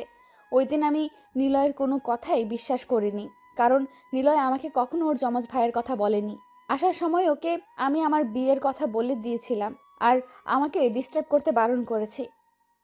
আর আজকে অন্য একটা নাম্বার থেকে নিলয় আমাকে ফোন দেয়। আমাকে অনেক বোঝানোর চেষ্টা করে, কিন্তু আমি ফোন রেখে দেই। তারপর আমার ফোনে অনেকগুলো ছবি আসে নিলয়ের নাম্বার থেকে। এই দেখ। বলেই নীলা আমার দিকে ফোনটা এগিয়ে দিল। ছবিগুলো দেখে বুঝলাম এগুলো নীলের বিয়ের ছবি। সেখানে নীল আর নিলয় দুজনই আছে। ছবিগুলো দেখে আমি নীলাকে বললাম, যখন জেনে গেছিলে নিলয় তোমাকে ঠকায়নি, তাহলে আমাকে বিয়ে করলে কেন? না করে দিলে তো সব শেষ হয়ে যেত। আর তুমি এখন বলছো? আমি কি করব ঠিক বুঝতে পারছিলাম না। তো এত কম সময়ের মধ্যে এত কিছু হয়ে গেল যে আমি তো এটা তোকে জানাতেই তখন তোর রুমে গিয়েছিলাম আর বলে উঠতে পারিনি। আর অন্য কাউকে বলার সাহস পাচ্ছিলাম না। ওয়াও, আমি সরি লাবিব, আমাকে ক্ষমা করে দে। এইটুকু বলেই আবার কাঁদতে লাগলো। আর আমি চুপ করে বসে রইলাম। হাসি পাচ্ছে খুব আমার। ও আমার ভাগ্যের উপর কি ভুল করেছিলাম যে আমাকে তার মাসুল দিতে হচ্ছে? হয়তো নীলাকে ভালোবাসাটাই আমার সব থেকে বড় ভুল ছিল। আমার না খুব ভয় করছে, নিলয়ের না কিছু। নীলার কথাটা শুনে রাগ উঠে গেল। যদিও সে কেঁদে কেঁদে কথা বলছে, কথা শুনে মনে হচ্ছে সব খাবার ওর আর নিলয়েরই হয়েছে, আর আমার সাথে কিচ্ছুই হয়নি। আমার জীবনটা শেষ করে দিল এই মেয়েটা, আর এখন বসে বসে অন্যের জন্য কান্না করছে। হঠাৎ করেই নীলার ফোনটা বেজে উঠলো। তারপর নীলা ফোনটা রিসিভ করলো। আমি যেটুকু বুঝলাম, নীলা এখন আউট অফ ডেঞ্জার। নীলাকে এখন দেখে মনে হচ্ছে ও অনেকটাই নিশ্চিন্ত। হাসি মুখে চোখের পানি মুছতে মুছতে ওয়াশরুমে চলে গেল। আর আমি নিজের জায়গাতেই বসে রইলাম। আমার মনের ভিতর যে কি ঝড় বইছে তা আমি বলে বোঝাতে পারবো না। কিছুক্ষণ পর নীলা বেরিয়ে এসে আর জিজ্ঞেস করলো, লাবিব, তুই ঠিক আছিস? কিরকম হাস্যকর একটা প্রশ্ন। আমার সাথে এত কিছু করে এখন বলছে আমি ঠিক আছি কি না। আমি ঠিক আছি। আমার আবার কি হবে? তাহলে তোকে এমন দেখাচ্ছে কেন? আমি কিছু না বলেই দরজার দিকে পা বাড়ালাম। পেছন থেকে নীলা বলে উঠল, কোথায় যাচ্ছিস তুই? আমার খুব ঘুম পাচ্ছে, তাই ঘুমাতে যাচ্ছি। তাহলে ওইদিকে কোথায় যাচ্ছিস? কই ঘুমাবি তুই? আমার রুমে। কেন? কেন আবার? এটা তো তোমার রুম। একটু পর তুমি এটাই বলবে যে তুই আমার সাথে ঘুমাতে পারবি না, তাই আমি নিজে থেকেই চলে যাচ্ছি। তুই এভাবে কথা বলছিস কেন? কেউ যদি জানতে পারে তুই অন্য রুমে ঘুমিয়েছিস তাহলে সবাই কি ভাববে? যেটা ভাবার সেটাই ভাববে। আর এখানে কে কি ভাবলো তাতে কি আসে যায়? আজ হোক বা কাল হোক, সবাই তো জানতেই পারবে। লাবিব, আমি সত্যিই অনেক সরি। তোর সাথে যা হয়েছে তা ঠিক নয়, বিশ্বাস কর। আমি বুঝতে পারছি তোর ভেতরে কি চলছে। এই মুহূর্তে নীলার এইরকম কথাগুলো শুনতে কষ্ট হচ্ছে, খুব রাগও হচ্ছে ওর উপর। তাই নীলার কোনো কথা না শুনে আবার দরজার দিকে পা বাড়াতেই নীলা পেছন থেকে হাত টেনে ধরলো। নীলা আমার হাত ধরতে এতক্ষণে দমিয়ে রাখা রাগটা বেরিয়ে গেল, তাই ঘুরে একটা থাপ্পড় মেরে দিলাম। নীলা থাপ্পড়টা সামলে ওঠার আগেই ওকে দেয়ালের সাথে চেপে ধরলাম। হঠাৎ করে নীলা আমার এমন রাগ দেখে ভয় চুপসে গেল। ভয়তো কণ্ঠে বলল, কি করছিস তুই? তোমার আমাকে কি মনে হয় পুতুল? যখন যা ইচ্ছে তখন আমার সাথে তাই করবা, আর আমি সবকিছু চুপচাপ মেনে নিব? আমি সরি। আর কি বলবো, কিছুই বলার নেই। তাই নীলাকে ছেড়ে দিয়ে ব্যালকনিতে চলে এলাম। বাইরে অনেক ঠান্ডা বাতাস বইছে, আর কিছুক্ষণ পর বৃষ্টি শুরু হলো। বাতাসের ঝটকায় বৃষ্টির ফোঁটা আমার পুরো শরীর এসে পড়ছে। অন্য সময় হলে দৌড়ে এতক্ষণে রুমে চলে যেতাম, কিন্তু আজ এখানে দাঁড়িয়ে দাঁড়িয়ে ভিজছি। খুব ভালো লাগছে এখানে দাঁড়িয়ে থাকতে। যতবারই নীলাকে নিজের করে নেওয়ার চেষ্টা করছি ততবারই এমন হয়েছে। আমার সব ভাবনা চিন্তা আশা আকাঙ্ক্ষা বরাবরই ভেঙে গেছে। হঠাৎ খেয়াল হলো নীলা পেছন থেকে ডাকছে। এই লাবিব, এইভাবে দাঁড়িয়ে আছিস কেন? ভিজে যাচ্ছিস তো। ভেতরে আয়। কি বললাম শুনতে পাচ্ছিস না? আমি ঘুরে দাঁড়াতেই নীলা আমার হাত ধরে রুমের মধ্যে নিয়ে গেল। এতক্ষণে আমার খেয়াল হলো যে আমার মাথা আর সামনের দিকটা বৃষ্টিতে ভিজে একাকার হয়ে গেছে। তখন নীলা বলছে, দেখেছিস কি অবস্থা করেছিস? ভিজে তো একাকার হয়ে গেছিস। আমি এতগুলো ডাক দিলাম, তুই যেন শুনতেই পেলি না। ইস, কি অবস্থা! এখন যদি জ্বর এসে পড়ে তখন কি করবি? তুইও না। দাঁড়া, আমি তোয়ালেটা আনছি। ও তোয়ালে এনে আমার মাথা মুছে দিল। আমি শুধু অবাক হয়ে ওর দিকে তাকিয়ে রইলাম। তারপর ও বলল, নে, এবার ওয়াশরুমে গিয়ে জলদি চেঞ্জ করে নে, তা না হলে পরে সমস্যা হবে। তারপর আমি চেঞ্জ করে বাইরে আসতে নীলা বলল, যা, এখন গিয়ে বিছানায় শুয়ে পড়। কিন্তু আমি তা না করে নীলার মুখের দিকে তাকিয়ে বসে রইলাম। এটুকু সময়ের মধ্যে কি করে স্বাভাবিকভাবে কথা বলছে আমার সাথে। তারপর নীলার ডাকেই বিছানায় আসলাম। বিছানায় আসার পর আশেপাশে খুব সুন্দর করে সাজানো হয়েছে খাটটা দেখতে পেলাম। আমি সাথে সাথেই খাট থেকে নেমে পড়লাম। আমাকে এভাবে নামতে দেখে নীলা বলল, কি রে, নেমে পড়লি কেন? ঘুমাবি না? আমার ঘুম নিয়ে আপনাকে চিন্তা করতে হবে না। মানে হঠাৎ করে কি হলো তোর? কিছু না। আর আপনার খাটে আপনি ঘুমান, আমার ঘুম নিয়ে আপনাকে মাথা খাটাতে হবে না। তাহলে তুই কোথায় ঘুমাবি? চিন্তা করবেন না, আমি এখন বাইরে গিয়ে আপনাকে কোনো রকম বিপদে ফেলবো না। এরপর আমি সামনের সোফাতে গিয়ে শুয়ে পড়লাম। নীলাও আমার কথা শুনে চুপ করে দাঁড়িয়ে আছে। কিছুক্ষণ পর নীলা এসে আমাকে নরম সুরে বলল, লাবিব, আই লাবিব, শুনছিস? বলেন, কি বলবেন? তুই কি আমার উপর রেগে আছিস? না। দেখ, আমি তোকে কষ্ট দিতে চাইনি, কিন্তু কি থেকে কি হয়ে গেল। আমার ঘুম পেয়েছে, দয়া করে ঘুমোতে দিন। কথাটা বলে আমি অন্যদিকে মুখ করে ঘুমিয়ে পড়লাম। সকালে দরজার বাইরে কারো একটা ডাকে ঘুম ভেঙে গেল। চোখ খুলতেই দেখলাম আমার শরীরে একটা চাদর দেয়া। আমি বুঝলাম নীলা দিয়েছে। তখন নীলার দিকে চোখ পড়তেই দেখি ও এই মাত্র ঘুম থেকে উঠল। তড়িঘড়ি করে দরজা খুলতে গেল। আমি আবার আমার মতো চোখ বন্ধ করে শুয়ে রইলাম। আর কিছুক্ষণ পর নীলা আমাকে ডাকতে লাগলো। নীলার হাত আমার কপালে অনুভব করতেই সোজা আমি উঠে পড়লাম। একটা মিষ্টি হাসি দিয়ে বলল, যাক, জ্বরটা মনে হয় নেমে গেছে। আমার জ্বর আসছিল? আসছিল তো। রাতে বেশ ভালোই জ্বর এসেছিল। ও। রাতেই বুঝেছিলাম যে তোর জ্বর আসবে, তাই আর ঘুমোইনি। কেন ঘুমোনি কেন? আমি ঘুমালে তোর জ্বরটা কি কমতো নাকি? আমার জন্য আপনাকে রাত জাগতে বলেছি নাকি? এছাড়া এই জ্বর আমার কাছে নতুন কিছু না। আরে, এটা কি ধরনের কথা? তোকে ওভাবে কষ্ট পেতে দেখবো নাকি? ও আচ্ছা, আমার কষ্ট নিয়ে আপনি এতটা ভাবেন, অনেক ধন্যবাদ আপনাকে। নীলা আমার কথার খোঁচাটা বুঝতে পেরে চুপ করে মাথা নিচু করে বলল, এভাবে বলছিস কেন? আমি তো ইচ্ছে করে তোর সাথে এমনটা করিনি। তো একবারও বলিনি আপনি ইচ্ছে করে এমনটা করেছেন। এটা আমার ভাগ্যে ছিল, আপনার কোনো দোষ নেই। লাবিব দেখ, আমরা চাইলে কিন্তু ব্যাপারটা সহজ করতে পারি। আপনার কাছে এই ব্যাপারটা যতটা সহজ মনে হচ্ছে, আমার কাছে এই ব্যাপারটা ততটাই কঠিন। অবশ্য আপনি এটা বুঝবেন না, বুঝলে হয়তো এমনটা আমার সাথে হতো না। লাবিব, আপনি চিন্তা করবেন না, আর আপনি নিশ্চিন্ত থাকতে পারেন যে আমি আপনাকে কখনো আটকাবো না, আর আটকানোর চেষ্টাও করব না। আপনি যখনই চান তখনই আপনি নিলয়ের কাছে যেতে পারেন। আর একটা কথা, ভবিষ্যতে আমার প্রতি আর দয়া দেখাতে আসবেন না, ওইটা আরো বেশি কষ্ট দেয়। নীলা কিছু বলতে যাচ্ছিল, কিন্তু আমি সোজা ওয়াশরুমে চলে আসলাম। ফ্রেশ হয়ে আসতে নীলা বলল, আমাদের নিচে যেতে বলে গেছে, তুই দাঁড়া, আমি আসতেছি। তারপর নাস্তা করে ড্রয়িং রুমে বসে আছি, বাকি সবার মতো। বাকি সবে বলতে দাদু আর জেঠুই বসে আছে। বাবা অফিসের জন্য বেরিয়ে গেছেন, আমি ফোন টিপছিলাম। বেশ কিছুক্ষণ পর দুদু আমাকে বলে উঠল, তা দাদু ভাই, কালকে তো তোমার পরীক্ষা ছিল। হুম। আসলে কালকে সব কিছু নিয়ে ব্যস্ত থাকার কারণে তোমাকে জিজ্ঞেস করতেই পারিনি। তা কেমন হয়েছে পরীক্ষা? ভালোই। দাদু ভাইয়ের মনটা খারাপ নাকি? কেমন জানি মনমরা মনমরা লাগছে, আর কথাও ঠিকভাবে বলছো না। না দাদু, তেমন কিছু না, আসলে কাল রাতে ঘুম হয়নি তাই। দাদু কথাটা শুনেই কাশতে লাগলো। জেঠু খবরের কাগজটা পড়ার জন্য বড় করে ধরলেন মুখের উপর। রোমানটি মানে কাজের লোক চা দিতে এসেছিল। আমার কথাটা শুনে ফিক করে হাসি দিয়ে চলে গেল। আমি হঠাৎ করে সবার এমন আচরণের কোনো হেতু খুঁজে পেলাম না। তখন চায়ের কাপটা হাতে নিয়ে একটা চুমুক দিয়েছি। আবার রুমি আন্টি এসে আমাকে বলল যে নীলা নাকি আমাকে ডাকছে রুমের মধ্যে। আজব, এই মহিলা খালি হাসে কেন? এবার সোজা উপরে রুমে চলে এলাম। এসে দেখি নীলা ড্রেসিং টেবিলের সামনে বসে চুল আঁচড়াচ্ছিল। তখন আমি কাছে গিয়ে বললাম, আপনারা কি ডাকছিলেন? আসলে আমি একটু বের হব। সেটা আমাকে এভাবে ডেকে বলার কি আছে? আপনার ইচ্ছে হয়েছে আপনি যাবেন। না, আসলে তোকেও আমার সাথে যেতে হবে। আবার কেন যেতে হবে? না, আমি তো এখন হুট করেই বাড়ির বাইরে বের হতে পারি না, তুই সাথে গেলে ভালো হতো। কিন্তু যাবেন কোথায়? হসপিটালে। আসলে হয়েছে, আমি বুঝতে পেরেছি, আর বলতে হবে না। তারপর আমি রেডি হয়ে নীলার দেওয়ার ঠিকানা অনুযায়ী হসপিটালে গেলাম।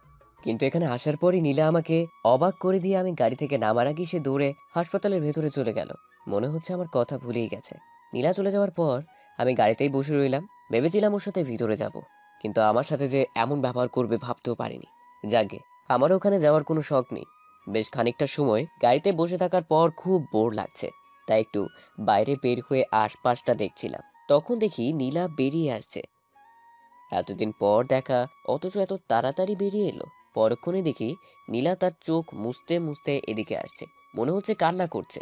নীলা সোজা এসে গাড়িতে ঢুকে পড়লো, তাই আমিও গাড়িতে এসে বসলাম। উঠে দেখি নীলার কান্না বেড়ে গেছে। কিছুক্ষণ বসে বসে ওর কান্না দেখার পর জিজ্ঞেস করলাম, এভাবে কাঁদছেন কেন? নীলা ভাইকে ঠিক নেই? না, ও একদম ঠিক আছে।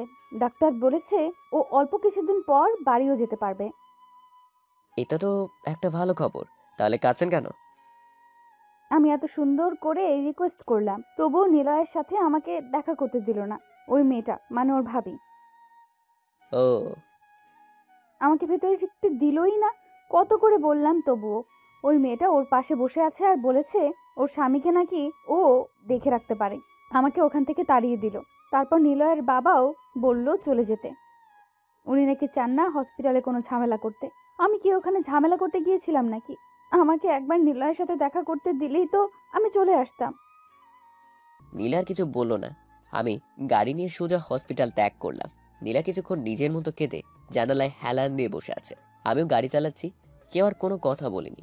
আজকে নীলার কান্না থামানোর কোনো চেষ্টাই আমি করিনি। জানি না কেন, হয়তো এখন ওর কষ্টে আমার আর কষ্ট হয় না।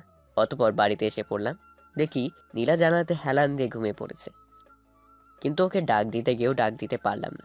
ওর ঘুমন্ত চেহারায় কেমন অদ্ভুত একটা মায়া আছে, একবার তাকালেই তাকিয়ে থাকতে মন চায়। এভাবে কেটে গেল কিছুক্ষণ। আমার ফোনের শব্দে নীলার ঘুম ভেঙে গেল। আমিও সাথে সাথে অন্যদিকে তাকালাম। একটু স্বাভাবিকভাবে এনে কলটা ধরলাম, আর নীলা আমার দিকে তাকিয়ে থেকে বাড়ির ভিতর চলে গেল। বিকালের দিকে অফিস থেকে ফিরছিলাম। আপনাদের তো বলাই হয়নি, আমি আমাদের অফিসে বাবার দাদুর কথায় জয়েন করেছি। হঠাৎ একটা পার্কের সামনে নীলাকে দেখতে থেমে গেলাম। খুব বিচলিত দেখাচ্ছিল নীলাকে। দেখে মনে হচ্ছে কারো জন্য অপেক্ষা করছে আর বারবার কাকে যেন ফোন করছিল, আর প্রত্যেকবার বিরক্তি নিয়ে ফোনটা কান থেকে নামিয়ে নিচ্ছিল। আমি ভাবলাম ওর হয়তো কোনো সমস্যা হয়েছে, তাই গাড়ি থেকে নেমে ওর দিকে এগোতে গিয়েই আবার থেমে গেলাম, কারণ নীলা এসে ওখানে উপস্থিত হয়েছে। হয়তো সে এতক্ষণ তার জন্য অপেক্ষা করছিল। নিজের উপরেই রাগ হলো, শুধু শুধুই ওখানে যাচ্ছিলাম। আমি কেন যে ভুলে যাই, তাই আমি গাড়ি স্টার্ট দিয়ে বাসার দিকে চলে এলাম, এদেরকে পিছনে ফেলে। আসলে আমার আর নীলার বিয়ের প্রায় 2 মাস হয়ে গেছে। এই 2 মাসে আমরা নিজেদের মতো গুছিয়ে নিয়েছি। এখন আর কোনো প্রবলেম হয় না। মানে প্রথমে প্রবলেম হতো নীলার সাথে এভাবে থাকতে, আবার পরিবারের সামনে ভালো বউ বরের নাটক করতে। এখন আমরা যে যার ইচ্ছে মতো লাইফ স্পেন্ড করছি, মানে একসাথে একই ঘরে থাকি, কিন্তু কেউ কারো লাইফ নিয়ে কথা বলি না। আমি যথারীতি আমার পড়াশোনা চালিয়ে যাচ্ছি, এর মাঝে মধ্যে অফিস। এক কথায় সবসময় নিজেকে ব্যস্ত রাখছি। নিজে যদি ব্যস্ত থাকি তাহলে অন্যের লাইফ নিয়ে মাথা ঘামানোর কোনো প্রশ্নই আসে না। আর নীলাও আছে নিজের মতো, ওর ফাইনাল ইয়ারের এক্সাম দিয়েছে কিছুদিন আগে। নিলয় হসপিটাল থেকে ছাড় পেয়েছিল 15 দিন আগে, আর নিলয়ের সম্পর্ক ঠিক আগের মতোই ভালো হয়ে গেছে। ওরা যেমন প্রেমিক প্রেমিকা ছিল ঠিক তেমনই আছে। নিয়মিত দেখা, কথা, ফোনে কথা বলা সব ঠিকঠাকই চলছে। আদিবাকে মানে নিলয়ের ভাবিয়ে নিয়ে যে সমস্যা হতো তা এখন আর হয় না, কারণ নীলা তো সব জেনে গেছে। জানি না ওরা এখন কিসের অপেক্ষা করছে, বিয়ে করে নিলেই তো পারে। এতে আমি একেবারে জন্যই মুখ টুপিয়ে যেতাম। এসব নাটক আর ভালো লাগছে না। আসলে এটা পারলে ওরা এতদিনে করেই ফেলতো, কিন্তু আইনের কারণে পারছে না। আগে তো আমার থেকে ডিভোর্স নিতে হবে, আর 6 মাস না হলে ডিভোর্সটা হবে না। এক কথায় 3 জনই ঝুলে আছি সময়ের বাঁধনে। সময় শেষ হলে সবাই মুক্তি। রুমে থেকে ফ্রেশ হয়ে বিছানায় বসলাম, তখন চোখে পড়লো ফ্লোরে পড়ে থাকা কাগজের দিকে। আমি উঠে গিয়ে কাগজটা হাতে নিলাম। সেখানে কিছু লেখা আছে, তাই কাগজটা উল্টে ভাঁজ করলাম। খুলে অবাক হলাম, কারণ এটা একটা চিঠি, আর চিঠিটা নীলাকে লেখা হয়েছে। অন্যের চিঠি আমার পড়া উচিত না, তাই চিঠিটা নীলার ড্রেসিং টেবিলের উপর রেখে দিলাম। তারপর আমি আবার আগের জায়গায় এসে বসে পড়লাম। ফোনে ফেসবুকে ঢুকে নিউজ ফিড ঘাটছি, কিন্তু বারবার চোখটা ওই চিঠির দিকেই যাচ্ছে। শান্তি পাচ্ছি না কোনো মতেই, তাই আর থাকতে না পেরে চিঠিটা নিয়ে এসে পড়তে লাগলাম। লেখা ছিল, প্রিয় নীলা, কিছুদিন থেকে আমি তোমাকে একটা কথা বলবো, কিন্তু বলে উঠতে পারছি না। যদিও এটা তোমাকে এখন বলা জরুরি। যতবারই বলতে গেছি ততবারই আটকে গেছি কোনো না কোনো কারণে। আমি এটা বুঝতে পেরেছি যে আমি এই কথাগুলো তোমার সামনাসামনি বলতে পারবো না, তাই বাধ্য হয়েই এই চিঠিটি লিখেছি। আমি জানি তুমি এই চিঠিটা পড়লে হয়তোবা রাগ করবে, নয়তোবা কষ্ট পাবে। আমি আগেই সেজন্য ক্ষমা চেয়ে নিচ্ছি। আসলে কথাটা হলো, আমি মনে করি আমাদের এখন একটা সিদ্ধান্ত নিতে হবে, কিন্তু তার আগে তোমাকে কিছু জানিয়ে দেওয়া দরকার। আমার ভাই নীল ও তার বউ সম্পর্কে তুমি সবই জানো। নীলের বউ আবিদা আমাকে নীল ভাবে। জানো, আমি ভেবে পাচ্ছি না একটা মানুষ কি করে একজনকে এতটা ভালোবাসতে পারে। তার ভালোবাসার মানুষ যে আর নেই সে তা বিশ্বাস করে না। যে কয়দিন আমি হাসপাতালে থেকেছি আমি বুঝেছি যে আদিবা কতটা সহজ সরল। ওর মনে যেন শুধু ভালোবাসা আর কিছুই নেই। ওর সবটুকু ভালোবাসা দিয়ে আমাকে যত্ন করে সুস্থ করে তুলেছে। এক মুহূর্তের জন্যও সে আমাকে একা ফেলে যায়নি, সব সময় আমার পাশেই ছিল। ভাবতে পারছো তার মানে কি পরিমাণ ভালোবাসা আছে? যদিও আমি জানি এই ভালোবাসাটা আমার জন্য নয়, নীলের জন্য। আর কি জানো, আমি তার এই ভালোবাসাকে ভালোবেসে ফেলেছি নিজের অজান্তেই। আর আমি এটা চাই না কখনো আদিবা এই সত্যটা কখনো জানুক যে তার নীল মারা গেছে। আমি ওকে কষ্ট পেতে দেখতে পারবো না। আমি সারা জীবন ওর সাথে নীল হয়েই থাকতে চাই। আশা করি তুমি বুঝতে পারছো আমি কি বোঝাতে চেয়েছি। দেখো, এটাই হয়তো আমাদের ভাগ্যে ছিল। তা না হলে দেখো, তুমি আমাকে অন্য একটা মেয়ের সাথে দেখে ভুল বুঝলে, আর সত্যিটা না শুনেই তুমি বিয়ে করে নিলে, বা বিয়ে হয়ে যায়। এত কিছু হয়তো এজন্যই হয়েছে। আর তাছাড়া লাবিব তোমাকে ভালোবাসে, আর আমাদের এটাই মেনে নেওয়া উচিত। এটাই আমাদের সবার জন্য ভালো হবে। আমাকে ক্ষমা করে দিও, আমি তোমাকে না জানিয়ে আদিবাকে বিয়ে করে নিয়েছি। দেখো, লাবিব তোমার বিয়ে করার স্বামী, আর বিয়েটা কোনো ছেলে খেলা নয়। আর আমি চাই তুমি লাবিবকে নিয়েই সুখে থাকো। ইতি, নিলয়।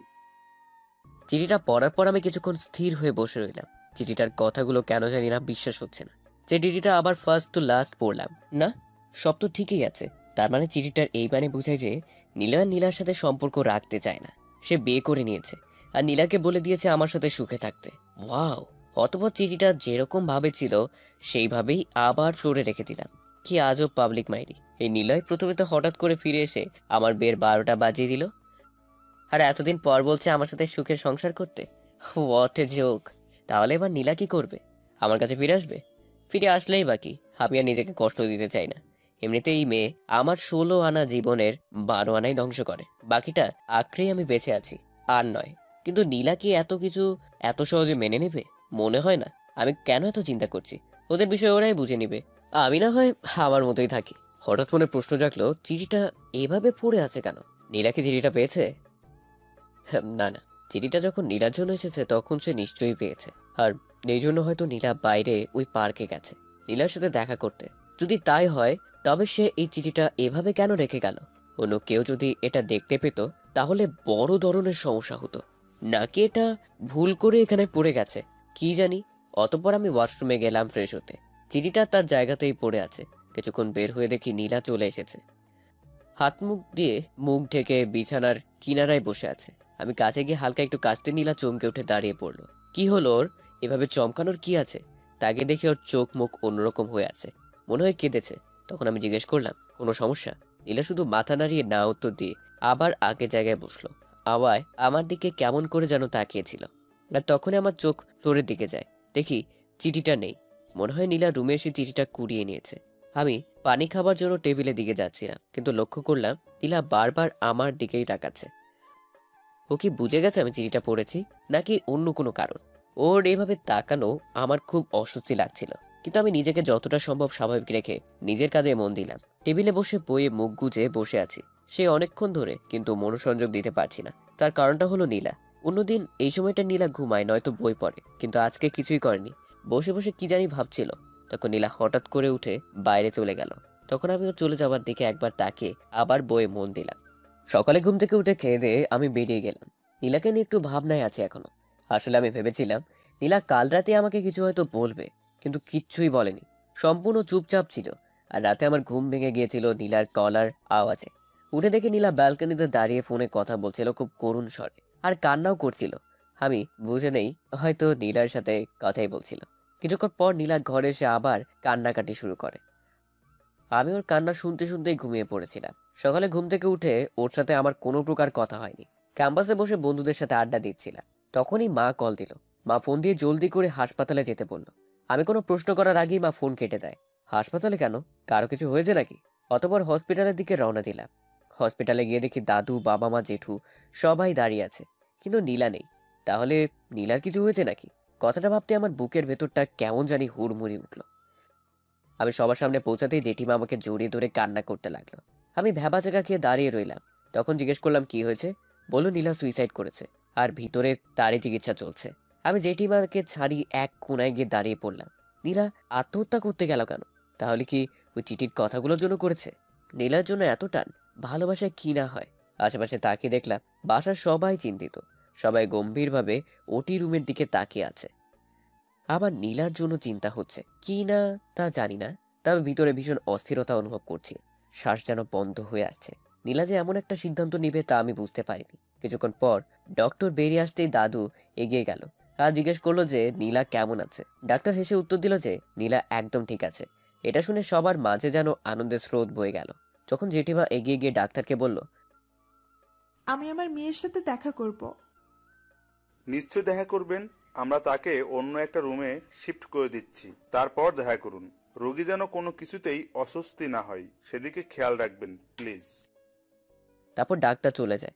তারপর নীলাকে অন্য একটা কেবিনে নিয়ে যাওয়া হলো। তখন সবাই ওর সাথে দেখা করার জন্য চলে যায়, কিন্তু আমি যাইনি। বাইরে দাঁড়িয়ে আছি। আমি গিয়েই বা কি করব আর কি বলবো? মনে হয় না এখানে আমার কিছু বলার অধিকার আছে। নীলা এখন সুস্থ আছে, এটাই অনেক। তখন মা এসে বলল, কি রে, তুই যাবি না নীলার সাথে দেখা করতে? হ্যাঁ যাবো তো, সবাই আসুক দেখা করে তারপর যাচ্ছি। সবাই তো দেখা করেছে ওর সাথে, তুই ওর কাছে যা, ওর ভালো লাগবে। ও আচ্ছা। তবে নীলা এমন কাজ কেন করলো বলতো? সেটা আমি কি করে বলবো? নীলাই ভালো জানে, ওকে জিজ্ঞেস করো। আরে না, ডাক্তার ওকে এখন কিছু জিজ্ঞেস করতে না করেছে। আচ্ছা তুই ভেতরে যা, দেখিস আবার ওকে কিছু বলতে যাস না, ওর কাছ থেকে পরে শুনে নেব। বলেই নীলার কেবিনের ভিতরে গেলাম। দেখি জেঠিমা নীলার পাশে বসে আছে। আমাকে দেখে জেঠিমা নীলাকে আছি বলে বেরিয়ে গেলেন। আমি তখন এগিয়ে গিয়ে নীলার পাশে একটা চেয়ারে পেতে বসলাম। নীলা আমার দিকে একবার তাকিয়ে তারপর উপরের দিকে তাকিয়ে রইল। কিছুক্ষণ বসে থাকার পর আমি বললাম, এমন একটা কাজ কেন করলে? সে কোনো উত্তর না দিয়ে উপরের দিকে তাকিয়ে আছে। আমি বললাম, আমি কিন্তু চিঠিটা পড়েছি। কথাটা শুনে নীলা আমার দিকে অবাক হয়ে তাকালো। তখন আমি বললাম, জানি অন্যের চিঠি পড়া ঠিক না, রুমে এসে দেখি নিচে চিঠিটা পড়েছিল, তাই পড়ে ফেলেছি, তার জন্য আমি সরি। নীলা আমাকে কিছু না বলে অন্যদিকে মুখ ঘুরিয়ে নিল। একটু পরে বুঝতে পারলাম ও নীরবে কাঁদছে। কি হলো, কাঁদছেন কেন? নীলার জন্য? নীলা চুপ করে কান্না করেই যাচ্ছে। আপনি মরে গেলে বুঝি সব ঠিক হয়ে যেত? একবারও বাসার কারো কথা ভাবলেন না? জেঠিমার অবস্থা তো একেবারে শোচনীয় হয়ে গিয়েছিল, আর বাসার সবাই খুব ভেঙে পড়েছিল। শত হলেও আপনি বাড়ির একমাত্র মেয়ে, বলতে গেলে সবার চোখের মণি। সবার তো কষ্ট হবে, তাই না? আর তুই? আমার আবার কি হবে? সবার মতো আমারও একটু চিন্তা হচ্ছিল আর কি। ও এরপর দুজনেই চুপ করে আছি। কিছুক্ষণ এভাবে চলার পর আমি বললাম, আচ্ছা আমি আসি তাহলে, আপনি রেস্ট নিন। নীলার কোনো উত্তরের অপেক্ষা না করে সেখান থেকে বেরিয়ে এলাম। লাবিব দাঁড়া, তোকে একটা কথা বলার ছিল। আমি রাতের খাবার খেয়ে উপরে যাচ্ছিলাম, তখনই পিছন থেকে মা ডাক দিয়ে বলল। তখন আমি দাঁড়িয়ে গিয়ে বললাম, বলো।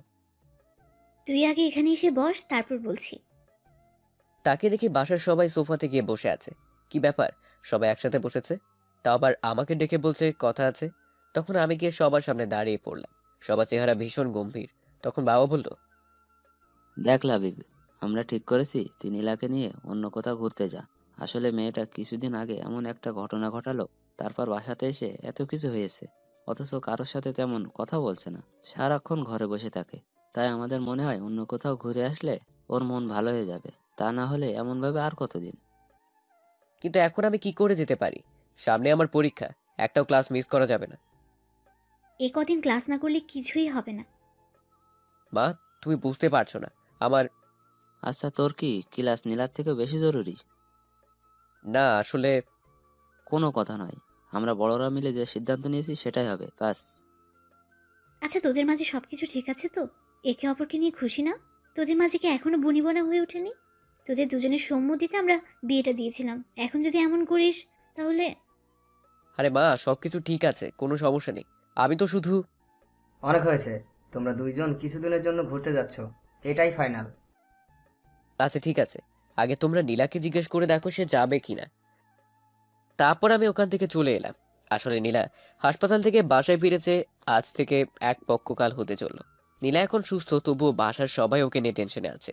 কারণ নীলা বাসা ফেরার পর থেকে ভীষণ চুপচাপ থাকে, আর এই কয়দিনেও বাসা থেকে বের হয়নি। আর বাসার সবার মনে একটা প্রশ্নই রয়ে গেছে, যে নীলা এমন কাজ কেন করতে গিয়েছিল, কি এমন কষ্ট আছে ওর। মা তাকে জিজ্ঞেস করেছিল একবার, তবে কিচ্ছু বলেনি। টেবিলের খাবার টেবিলে রেখে সে উঠে গিয়েছিল, তাই আর কেউ তাকে কিছু জিজ্ঞেস করেনি। আর আমার সাথেও নীলা তেমন কথা হয়নি। আমি নিজে থেকে কখনো কিছু বলতে যাই না। কয়েকবার নীলা কিছু বলতে এসেছিল, তখন আমি এড়িয়ে গিয়েছিলাম। তবে একটা বিষয় আমাকেও কিঞ্চিত ভাবাচ্ছে, এই কয়েকদিনে নীলার চেহারা অনেকটাই ভেঙে গেছে। আমি ডুবে না গিয়ে ছাদে গেলাম। এটা আমার এখন অভ্যেস, রাতের খাবার খেয়ে ছাদে আসা। ছাদে রাতের পরিবেশটা খুব ভালো লাগে আমার। আজকে বেশিক্ষণ ছাদে দাঁড়ালাম না, নিজের রুমে চলে এলাম। এসে দেখি মা রুমে নীলার সাথে কথা বলছিল। হয়তো আমাকে দেখে থেমে গেল। আমাকে দরজায় দাঁড়িয়ে থাকতে দেখে মা বলল, এতক্ষণ কোথায় ছিলি তুই? ছাদে ছিলাম। কেন, কোনো কাজ ছিল? এই রাতের বেলা তুই ছাদে কি করছিলি? নীলা একা একা রুমে বসে আছে। আমি কিছু বললাম না, চুপ করে আছি। তখন মা নীলাকে বলল, কি বললাম বুঝতে পারছিস তো? কাল সকালে আমাকে জানাবে কিন্তু। তাহলে আমি এখন যাই। মা চলে যাবার পর আমি আমার টেবিলে বসে পড়লাম। তখন নীলা পেছন থেকে বলল, কাকিমা বলছিল আমাদের দুজনকে কোথাও ঘুরতে পাঠাতে চায়। জানি, আমাকে একটু আগেই বলেছে। আর আমাকে বলল তোর সাথে কথা বলতে, কোথায় যাই তা কালকে জানাতে। কিন্তু তার আগে আমি জানতে চাই তুই কি যেতে রাজি আছিস? এখানে আমার যেতে চাওয়া না যাওয়ার কোনো কথা নেই। আমাকে চাইলেও যেতে হবে আর না চাইলেও যেতে হবে। সবাই আপনার কথা ভেবে এই প্ল্যানটা করেছে, অতএব এটা আপনার সিদ্ধান্তের উপর নির্ভর করছে। কেন, তুই কি যেতে চাস না? আমি তো বললামই, এখানে আমার মতামত তো ইম্পর্টেন্ট না। আপনি যেতে চাইলে আমাকেও যেতে হবে। তার মানে তুই যেতে চাস না? দেখুন, আমি একবারও বলিনি যে আমি যেতে চাই না। তুই এভাবে কথা বলছিস কেন? আমি কয়েকদিন থেকে লক্ষ্য করছি তুই আমাকে এড়িয়ে চলছিস। আমি কিছু বলতে গেলেই তুই কোনোভাবে সরে যাচ্ছিস। তুই কি আমাকে ইগনোর করছিস? আপনার হয়তো কোথাও একটা ভুল হচ্ছে। আমি আপনাকে ইগনোর করতে যাব কেন? আমার সে যোগ্যতা আছে নাকি? আর যদি আপনি ভাবেন যে আমি আপনাকে এড়িয়ে চলছি, তো আমাকে এখানে এটাই বলবো যে আমি আপনাকে সেই বিয়ের পর থেকে এড়িয়ে চলি। আর আপনিও তো এটাই চেয়েছিলেন। আমাদের মাঝে তো এমনটাই কথা হয়েছিল, কেউ কারো ব্যাপারে কোনো কথা বলবো না, আর যে যার মতো থাকবো। সময় হলে একে অপরকে মুক্ত করে দিব। আমি তো সেটাই মেনে চলছি। আর আজকে আপনার মনে হচ্ছে যে আমি আপনাকে এড়িয়ে চলি? স্ট্রেঞ্জ। কই, এতদিন তো আপনি এমন কিছুই বলেননি। আর এখন এই কথা বলার মানেই বা কি? নীলা চুপচাপ আমার কথাগুলো শুনছিল, অতঃপর বিছানায় গিয়ে চুপ করে উল্টো দিকে মুখ করে শুয়ে পড়লো। আর আমিও আমার কাজে মন দিলাম। কিছুক্ষণ পর শুনতে পেলাম নীলার চাপা কষ্টের আওয়াজ। ভাবলাম মাথায় নেব না। ওমা, কিছুক্ষণ পর দেখি কান্নার আওয়াজ আরো বেড়ে গেল। কতক্ষণ আর এভাবে থাকা যায়? উঠে গিয়ে বিছানার পাশে গিয়ে জিজ্ঞেস করলাম, আপনি কি কাঁদছেন নাকি? কোনো উত্তর নেই, শুধুই কান্নার আওয়াজ। আরে কাঁদছেন কেন? একটু আগেই তো ঠিক ছিলেন। তখন নীলা শোয়া অবস্থাতেই কাঁদতে কাঁদতে জবাব দিল, আমি কাঁদলে তোর কি? তুই জেনে কি করবি? হ্যাঁ, আমার আবার কি হবে? কাঁদছিলেন তাই জিজ্ঞেস করলাম, সরি। তারপর আমি আবার নিজের জায়গায় চলে এলাম। একটু পর দেখি নীলা চোখ মুছতে মুছতে ওয়াশরুমে চলে গেল। কিছুক্ষণ পর বেরিয়ে এসে আমার পিছনে দাঁড়িয়ে পড়লো মনে হয়। তখন আমি পিছন ফিরে বললাম, কিছু কি বলবেন? তুই তো আমাকে ভালোবাসতিস, তাই না?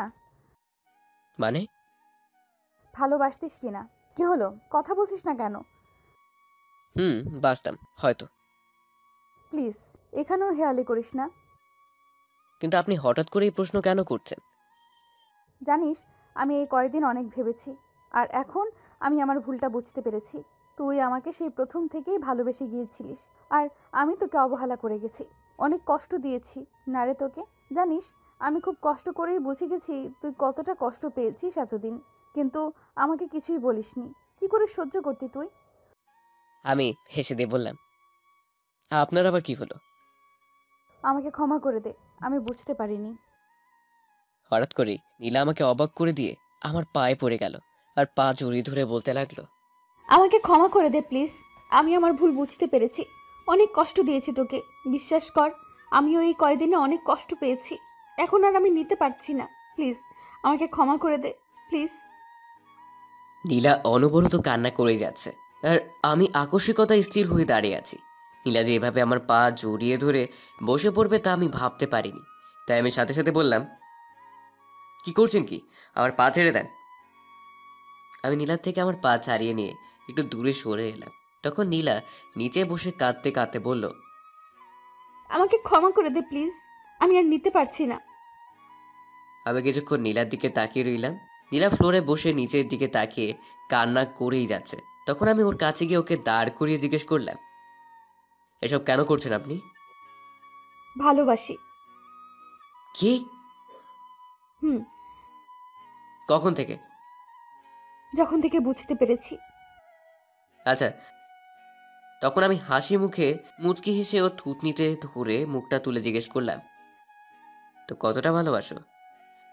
আমার এমন ভাব দেখে সাথে সাথে আমাকে জড়িয়ে ধরে কাঁদতে কাঁদতে বলল, খুব খুব ভালোবাসি, সারা জীবন তোকেই ভালোবাসবো। নীলা আমাকে এভাবে জড়িয়ে ধরে দাঁড়িয়ে রইল। তখন আমি ওকে হঠাৎ করে একটা ধাক্কা দিয়ে বললাম, নাটক না নাটক, আমাকে ভালোবাসো।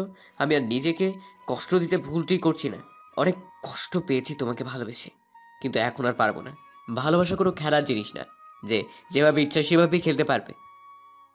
নীলা খুবই অবাক হয়ে আমার দিকে তাকিয়ে রইল আর বলল, বিশ্বাস কর, আমি তোকে সত্যি অনেক ভালোবাসি, প্লিজ বোঝার চেষ্টা কর। একটা হাসি দিয়ে বললাম, আমি খুব ভালো করে বুঝতে পারছি আমি তোমার কাছে একটা সেকেন্ড অপশন ছিলাম। যখন তুমি নিলয়কে ভুল বুঝলে তখন আমার কাছে এসেছিলে, তারপর আমাকে আবার ছুটে ফেলে দিয়ে নিলয়ের কাছে চলে গেলে।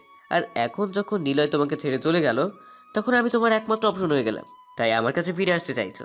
এসব ভালোবাসা টালোবাসা কিচ্ছুই না, স্বার্থপরতা। কথাগুলো বলা শেষ করেই আমি রুম থেকে বেরিয়ে এলাম। নীলার দিকে একবারও তাকাইনি। সে কখন থেকে ছাদে বসে আছি তারপরও শান্তি পাচ্ছি না। এখনো মনের ভিতর নীলার কথাগুলো ঘুরপাক খাচ্ছে, আর সবকিছু শেষে একটা কথাই আসছে, নীলাকে সত্যি আমাকে ভালোবাসে নাকি ওটাও ওর? লাবিব। ভাবনায় ছেদ পড়লো।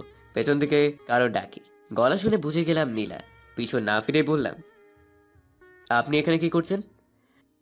আগে বল, তুই এখনো রুমে না গিয়ে ছাদে কি করছিস? আমার এখানে ভালো লাগছে না, তাই বসে আছি। তাই বলে এত রাত পর্যন্ত? ঘড়িতে দেখেছিস কটা বাজে? রাত 2টা বাজতে চলেছে। তো কি হয়েছে? কি হয়েছে মানে? তুই রুমে আয়। যাবো না বলছি না? একটা কথা আপনাকে কতবার বলবো, যান না, আপনি গিয়ে শুয়ে পড়ুন। আমি তো যাবই, কিন্তু তুই এখানে থেকে কি করবি শুনি? দাঁড়িয়ে থাকবো। সারা রাত দাঁড়িয়ে থাকতে পারবি? বোর হয়ে যাবি না? না। আচ্ছা ঠিক আছে, তাহলে আমিও না হয় তোর সাথে এখানেই দাঁড়িয়ে থাকবো। কথাটা বলে নীলা আমার বাম হাতটা জড়িয়ে ধরে কাঁধে মাথা রেখে বলল, তুই চাইলে সারা রাত থাকবো, শুধু তুই আর আমি। নীলার এরকম আচরণে খুব বিরক্ত লাগছিল, তাই রেগে গিয়ে ওকে একটা ধাক্কা দিলাম। ধাক্কাটা বোধহয় একটু জোরেই দিয়ে ফেলেছি। হঠাৎ এমন ধাক্কাকে নীলা ভারসাম্য রক্ষা করতে না পেরে একটু দূরে গিয়ে নিচে পড়ে গেল। ধাক্কা দিয়ে আমি রাগী গলায় বললাম, দয়া করে এই ধরনের নাটকগুলো আর আমার সাথে করবেন না, সহ্য হয় না আমার। আর প্লিজ দয়া করে এখান থেকে যান, আমাকে একটু একা থাকতে দিন, একটু শান্তিতে থাকতে দিন। তারপর আমি অন্যদিকে ঘুরে দাঁড়ালাম। কিছুক্ষণ পর অনুভব করলাম যে আমার পিছনে আবারও কেউ একজন এসে দাঁড়িয়েছে। তার মানে নীলা এখনো যায়নি। আপনার সমস্যা কি? আমাকে কি একটু শান্তি দিবেন না? যান এখান থেকে। একটা কথা, আপনাকে আর কতবার? তারপর ঘুরি, তাকে নীলার দিকে তাকাতে আমার কথা বন্ধ হয়ে গেল। তাকে দেখি নীলা অজ্ঞান হয়ে নিচে পড়ে গেছে আর কপাল থেকে রক্ত পড়ছে। আসলে তখন নীলাকে ধাক্কা দিয়েছিলাম, তখনই মনে হয় ওর কপালটা দেয়ালের সাথে ধাক্কা খায়, ও আঘাত পায়, তাই সে অজ্ঞান হয়ে পড়ে। কি করলাম আমি এটা? সাথে সাথে আমি নীলার কাছে গিয়ে ওকে ডাক দিলাম, কিন্তু সারা নেই। তাই নীলাকে আমি কোলে তুলে নিয়ে রুমে চলে এলাম আর বিছানায় শুয়ে দিলাম। তারপর চোখে পানি ছিটাতেই নড়ে উঠলো, চোখ খুলে আমার দিকে তাকিয়ে রইল এক দৃষ্টিতে। নিজেকে তখন অপরাধী মনে হচ্ছিল, তাই বললাম, সরি, আসলে আমি ইচ্ছা করে করিনি। রাগের মাথায় এত জোরে ধাক্কাটা দিয়ে ফেলেছি। নীলা শুধু একটা হাসি দিয়ে বলল, ওটা কোনো ব্যাপার না। আমি আর কিছু না বলে ফার্স্ট এইড বক্সটা নিয়ে এলাম। তুলোতে অ্যান্টিসেপটিক দিয়ে যেই ওর কপালের ক্ষতস্থানে লাগাতে যাব, তখনই নীলা আমার হাত ধরে বসে আর করুণ সুরে বলে, তুই কি সত্যিই এখন আর আমাকে ভালোবাসিস না? দেখুন, এসব বলার সময় না, আপনার ক্ষতস্থানটা পরিষ্কার করে ব্যান্ডেজ করতে দিন। না, তুই আগে বল আমাকে ভালোবাসিস কিনা। দেখুন, এক কথা বারবার বলবেন না, আমাকে আমার কাজ করতে দিন। এই বলে যখনই আমার হাতটা বাড়ালাম, তখনই আবারও বাধা। বলুন তো কেমনটা লাগে? তুই আগে বল আমাকে ভালোবাসিস কিনা। দেখুন, আমার মাথা গরম করবেন না, চুপ করে বসে থাকুন। না, আগে ঠাস করে একটা থাপ্পড় দিয়ে বললাম, চুপচাপ কোনো নরম ছাড়া বসে থাক, আর একটা কথা বলবি তো ফল ভালো হবে না। থাপ্পড়কে নীলা একদম চুপ হয়ে গেছে, আর কোনো নরম করছে না। যাক, তাহলে থাপ্পড়টা কাজে দিয়েছে। কিন্তু পরক্ষণে ওর চোখ দিয়ে অনবরত বৃষ্টি পড়তে শুরু করলো, আর আমার দিকে অদ্ভুতভাবে তাকিয়ে রইল। আমি সেই দিকে মন দিলাম না। সুন্দর করে ব্যান্ডেজটা করে দিয়ে বললাম, নিন, শুয়ে পড়ুন। এখনো নীলার চোখ দিয়ে পানি পড়ছে, সেটা বারবার হাত দিয়ে মুছতেছে আর নাক টানতেছে। তখন আমি তাকে একটা ধমক দিয়ে বললাম, কি হলো, শুনতে পাননি আমি কি বলছি? নীলা যেন হঠাৎ আমার এমন ধমক শুনে কেঁপে উঠে, কিন্তু সে বসে দেখে সেই একই কাজ করছে, সেই কান্না করার নাক টানা। এখন আমি কি করি? নিরুপায় হয়ে বললাম, আসলে আমি সরি, আপনি আমার কথা শুনছিলেন না তো, তাই থাপ্পড় মেরেছি। আমি সেই জন্য কাঁদছি না, আর আমি কোনো বাচ্চা নই যে একটা থাপ্পড় খেয়ে ভাবে কান্না করব। তাহলে? এমনিতেই। মানে? তুই যখন আমাকে ভালোই বাসিস না, তাহলে এত টান কিসের আমার প্রতি তোর? আমার আঘাত নিয়ে তোরা তো মাথা ব্যথা কেন? এখানে ভালোবাসার কিছু নেই, আর আপনার আঘাত নিয়েও আমার কোনো প্রকার মাথা ব্যথা নেই। আঘাত যেহেতু আমার কারণে লেগেছিল, তাই এসব করছি। ও আচ্ছা, তাহলে ধন্যবাদ। এখানে ধন্যবাদের কিছুই নেই, বললামই তো আমার কারণে হয়েছে, তাই। হ্যাঁ, বুঝতে পারছি। যা ঘুমা গিয়ে, আমার জন্য আর তোকে কষ্ট করতে হবে না। আপনিও ঘুমিয়ে পড়ুন। আমার ঘুম নিয়ে তোর ভাবতে হবে না। আমি আর কিছু বললাম না, সোজা সোফাতে এসে শুয়ে পড়লাম, আর সাথে সাথে এক লাফে উঠে গেলাম। এ কি, সোফা ভিজা কেন? এখানে পানি এলো কই থেকে? আমাকে বলছিস? এখানে তো আপনি ছাড়া কেউ নেই। হ্যাঁ, আপনাকে বলছি, এখানে পানি এলো কই থেকে? আমি কি জানি, হয়তো রুমে বৃষ্টি পড়ছে, নয়তো বা বিড়ালে হিসু করে দিয়েছে। মজা করছেন আমার সাথে? একদম না, আচ্ছা, তোর সোফাতে ভেজা, তাহলে তুই ঘুমাবি কই? তুই তো আর বিড়ালের হিসু করা জায়গায় ঘুমোতে পারিস না, আর তোর তো আবার জ্বরের অ্যালার্জি আছে। এক কাজ কর, আজ রাতে তুই না হয় আমার সাথে খাটেই ঘুমাতে পারিস, আমার কোনো প্রবলেম নেই। দরকার নেই, আপনাকে আমার জন্য কষ্ট করতে হবে না। আমি না হয় ছাদের রুমে ঘুমাবো, নয়তো বা এই ফ্লোরে। তোর ছাদের রুমে তো কালকে আন্টি তালা লাগিয়ে দিয়েছে, আর তুই ফ্লোরে ঘুমাবি সেই সাহস আছে তোর? সমস্যা নেই আমার সাথে ঘুমাতে, আমার খাটটা যথেষ্ট বড়ই আছে। কি ঝামেলা পড়লাম রে বাবা, ফ্লোরে ঘুমাতে পারবো না কারণ অ্যালার্জি। তখন সামনে নীলার দিকে তাকিয়ে দেখলাম আমার মুখের দিকে তাকিয়ে মুখ টিপে টিপে হাসতেছে। বাহ, ভালোই মজা নিচ্ছে। আমার কাছে আর দ্বিতীয় কোনো অপশন নেই, তাই চুপচাপ বিছানাতে উঠে যাচ্ছিলাম, তখনই নীলা বলল, ওই দাঁড়া দাঁড়া, কি হলো? আগে যা ওয়াশরুমে গিয়ে কাপড় চেঞ্জ করে আয়, পেছনটা একেবারেই ভিজে গেছে। তাকে দেখে সত্যি সত্যি ভিজে গেছে, লজ্জার ব্যাপার। পেছনটা শুধু ভিজেছে। তাই চুপচাপ ওয়াশরুমে গিয়ে কাপড় চেঞ্জ করে এসে বিছানায় শুতেই নীলা কঠিন কণ্ঠে বলল, এই শোন, বিছানায় থাকতে দিয়েছি বলে একদম আমার ধারে কাছেও ঘেঁষতে চেষ্টা করবি না। কোনো রকম সুযোগ নেওয়ার চেষ্টা করলে কিন্তু। এই শুনেন, আমার ক্যারেক্টার না এতটা লুজ না, আশা করি এতদিনে হয়তো বুঝতে পেরেছেন। তা ঠিক আছে, তবুও বলে দিলাম নিজের সেফটির জন্য। আচ্ছা ঘুমা তাহলে। হঠাৎ করে ঘুম ভাঙলেই দেখি নীলা আমাকে আষ্টে পৃষ্ঠে জড়িয়ে ধরে বুকের উপর ভর করে শুয়ে আছে, আর সেক্ষেত্রে আমার সারা মুখে ওর ঠোঁটের ছোঁয়া অনুভব করছিলাম। আর নীলা বলছিল, এই তোর এত ভাব কেন শুনি? আমি তোকে এত করে বলছি ভালোবাসি ভালোবাসি, তারপরও তুই আমাকে বিশ্বাস করছিস না, আমাকে এতগুলো কথা শোনালি। আমি নাকি এই, আমি নাকি সেই। খুব কষ্ট হচ্ছিল তখন জানিস, কিন্তু তারপর আবার খুশিও হয়েছিলাম যখন তুই রেগে গিয়ে আমাকে আপনি না বলে তুমি বলছিলি।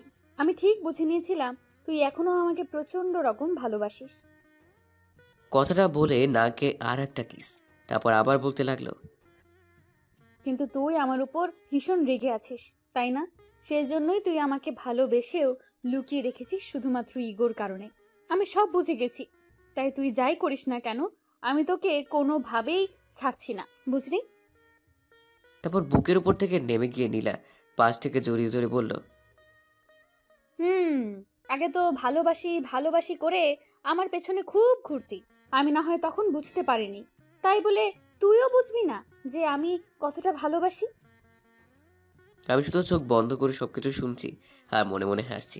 তখন নীলা আবার বলল, চিন্তা করিস না, আমিও খুব ভালো করে জানি কি করতে হবে। আজকে তো শুধু বিছানাতে শুয়েছি, তোকে দিয়ে যদি ভালোবাসি কথাটা না বলাতে পারি তাহলে আমার নামও নীলা না। এই বলে গালে একটা লম্বা কিস করলো।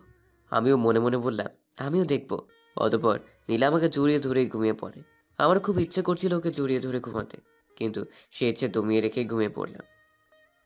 লাবিব, আই লাবিব, ওঠ ওঠ না। ঘুম ঘুম চোখে বললাম, কি হলো, ডাকছেন কেন? আমি ওয়াশরুমে যাব। তো যান না, আমাকে কেন ডাকছেন? ঘুমাতে যান তো। কিন্তু তুই যদি আমাকে এভাবে জড়িয়ে ধরে রাখিস আর যদি ছেড়ে না দিস তাহলে যাব কি করে বলতো? নীলার কথা শুনে খেয়াল হলো যে আমি নীলাকে জড়িয়ে ধরে শুয়ে আছি। সাথে সাথে ওকে ছেড়ে দিয়ে প্রায় লাফিয়ে পিছিয়ে গেলাম, আর এতটাই পিছিয়ে গেছি যে ধূপ করে খাট থেকে নিচে পড়ে গেলাম। আমি নিচে পড়ে যেতেই সাথে সাথে নীলা আমার দিকে এগিয়ে এলো, আর আমাকে নিচে পড়ে যেতে দেখে সেই হৃদয় কারা মাতাল করা হাসিটা দিল। আহ, কতদিন এই হাসিটা শুনিনি। খাটের কিনারায় বসে নীলা হেসেই চলেছে। প্রথম প্রথম হাসিটা ভালো লাগছিল, কিন্তু যখন ননস্টপ হেসেই যাচ্ছে তখন গিয়ে আমার ইজ্জতে লাগলো। আমি উঠে দাঁড়িয়ে বললাম, এবার হাসার কি আছে, এটা জাস্ট একটা অ্যাক্সিডেন্ট ছিল। অ্যাক্সিডেন্ট? দেখুন, একদম হাসবেন না বলে দিলাম। কিন্তু নীলার এই হাসিটা থামছেই না, বিরক্ত লাগছে এখন হাসিটা। ধুর, এই বলে নিচে আসছিলাম, তখনই নীলা আমাকে পেছন থেকে এই শোনো বলে খাট থেকে উঠে নামতে যাচ্ছিল। তখনই ওর ওড়নার সাথে পা পেঁচিয়ে পড়ে যাচ্ছিল, তার আগেই আমি ধরে ফেলি ওকে। নীলা ভয় পেয়ে চোখ বন্ধ করে একটা চিৎকার দিল। তখন বুঝতে পেরে ও নিচে পড়ে যায়নি। তখন এক এক করে চোখ খুলে, কেন জানি না নীলার ভয় মিশ্রিত মুখটা খুব মায়াবে লাগছিল। আমি অপলক ওর দিকে তাকিয়ে রইলাম। শালা, ও আমার দিকে তাকিয়ে আছে। পরক্ষণে কিছু একটা শব্দে আমার হুঁশ ফেরে, সাথে সাথেই নীলাকে নিচে নামিয়ে দিলাম। নীলা মনে হয় লজ্জা পেয়েছে এমন ঘটনাতে, তাই মাথা নিচু করে সোজা ওয়াশরুমে ছুটে যায়। আমি ওর এভাবে চলে যাওয়া দেখে একটা মুচকি হাসি দিয়ে আবার বিছানাতে শুয়ে ঘুমিয়ে পড়লাম। হঠাৎ করে চোখের মধ্যে পানি ছিটা পড়তে আবারও ঘুমটা ভেঙে যায়। আর চোখ খুলে সামনে তাকাতে আমার চক্ষু চড়ক গাছ। নীলা এখন আমার সামনে ভেজা চুলে শুধু শরীরে একটা তোয়ালে পেঁচিয়ে পেছন ফিরে দাঁড়িয়ে আছে। হঠাৎ এমন দৃশ্য দেখে আমি ভ্যাবাচাকা খেয়ে গেলাম, কিন্তু তারপর মুগ্ধ চোখে নীলার দিকে তাকিয়ে রইলাম। নীলা তোয়ালে খুলে শাড়ি পরতেছে। নীলা এখনো দেখেনি যে আমার ঘুম ভেঙে গেছে। আমি উঠে পড়েছি। নীলার শাড়ি পরা প্রায় শেষ। কাঁধের একপাশে শাড়ির আঁচল ফেলে দিয়ে পিছন ঘুরতে আমাকে দেখে চমকে উঠে বলল, তুই কখন উঠলি? হঠাৎ করে নীলার এভাবে ঘুরে দাঁড়ানোতে আমি কিছুটা ভয় পেয়ে গেলাম। গলা দিয়ে কথা বের হচ্ছে না। কোন রকমে বলতে গেলাম, তাও তালগোল পাকি গেল। কখন উঠলাম? এই তো মাত্র। হ্যাঁ, এখনই উঠেছি। হুম। আমি কথাটা বলে আর ওখানে বসে থাকলাম না, সোজা ওয়াশরুমে ঢুকে গেলাম। কারণ নীলার সামনে বেশিক্ষণ থাকলে ধরা পড়ে যেতে পারি। আসার সময় দেখতে পেলাম নীলা আমার এরকম অদ্ভুত আচরণে অবাক হয়ে তাকিয়েছিল। ওয়াশরুম থেকে ফ্রেশ হয়ে বের হতেই আর এক দফা চমকাতে হলো, কারণ দেখি নীলা দাঁড়িয়ে। কোনো কিছু বুঝে ওঠার আগেই নীলা বলল, কাকিমা ডেকে গিয়েছিল নিচে যেতে, জলদি চল। ও আচ্ছা, চলেন তাহলে। তারপর দুজন একসাথে নিচে এলাম। খাবার টেবিলে বসতেই মা নীলাকে জিজ্ঞেস করলো, এই নীলা, তোর কপালে কি হয়েছে রে? কাম সারছে রে। যদি জানতে পারে এটা আমার কাজ তাহলে তো। নীলা চুপ করে আছে, কি বলবে হয়তো তাই ভাবছে। বিপত্তি হলো নীলা আমার দিকে তাকিয়ে আছে এখন। তা দেখে মা বলল, কিরে লাবিব, ওর কপালে কি হয়েছে? আমার গলাটা শুকিয়ে গেল। এখন আমি কি বলি? আরে নীলাও আমার দিকে তাকিয়ে আছে, এই নাকি সে আমাকে ভালোবাসে। কিছু একটা বলে দিলে তো হতো। আর কিছু ভেবে না পেয়ে আমতামতা করে আমাকে বললাম, আসলে আম্মু কালকে রাতে মানে। কিরে এমন করছিস কেন? ভালো করে বল। না, কিছু করার নেই আর। তাই যখনই বলতে গেলাম সত্য কথাটা, তার আগেই নীলা বলে উঠল, আসলে কাকিমা, কাল রাতে আলমারি খুলতে গিয়ে দরজায় বাড়ি লেগে গেছে।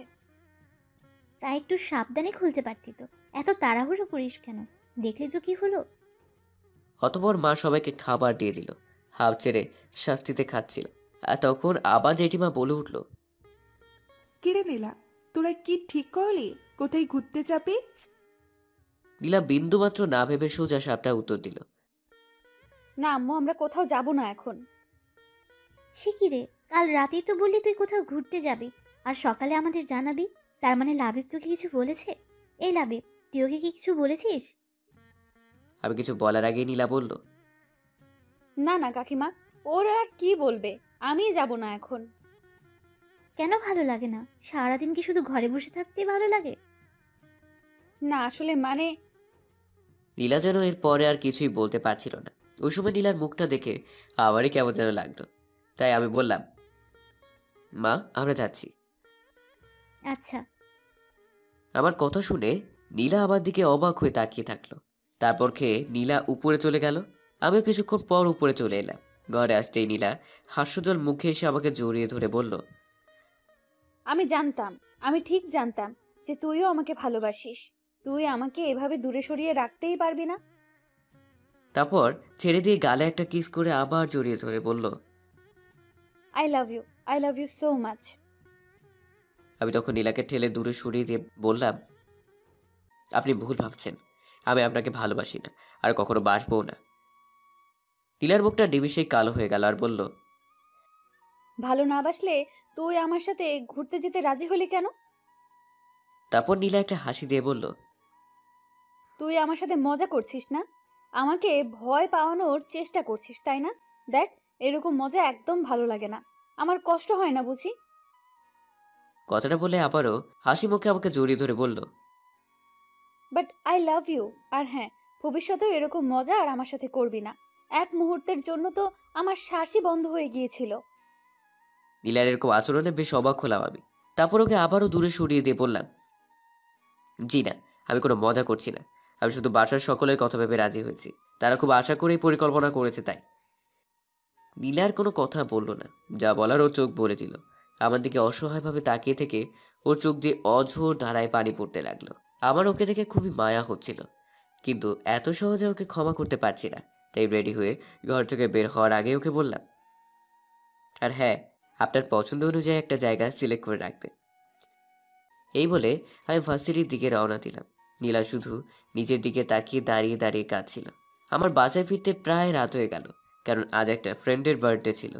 নীলা অনেকবার কল দিয়েছিল, ধরিনি। একের পর এক ফোন করেই যাচ্ছিল, তাই একবার ফোনটা ধরেছিলাম। তখন ও বলল, কখন আসবো? আমি বলেছি লেট হবে, বলেই ফোন কেটে দেয়। আমি বাসাতে এসে সোজা উপরে এলাম, দেখি নীলা বসে আছে আর আমাকে দেখে কাছে এসে বলল, এত দেরি কেন হলো?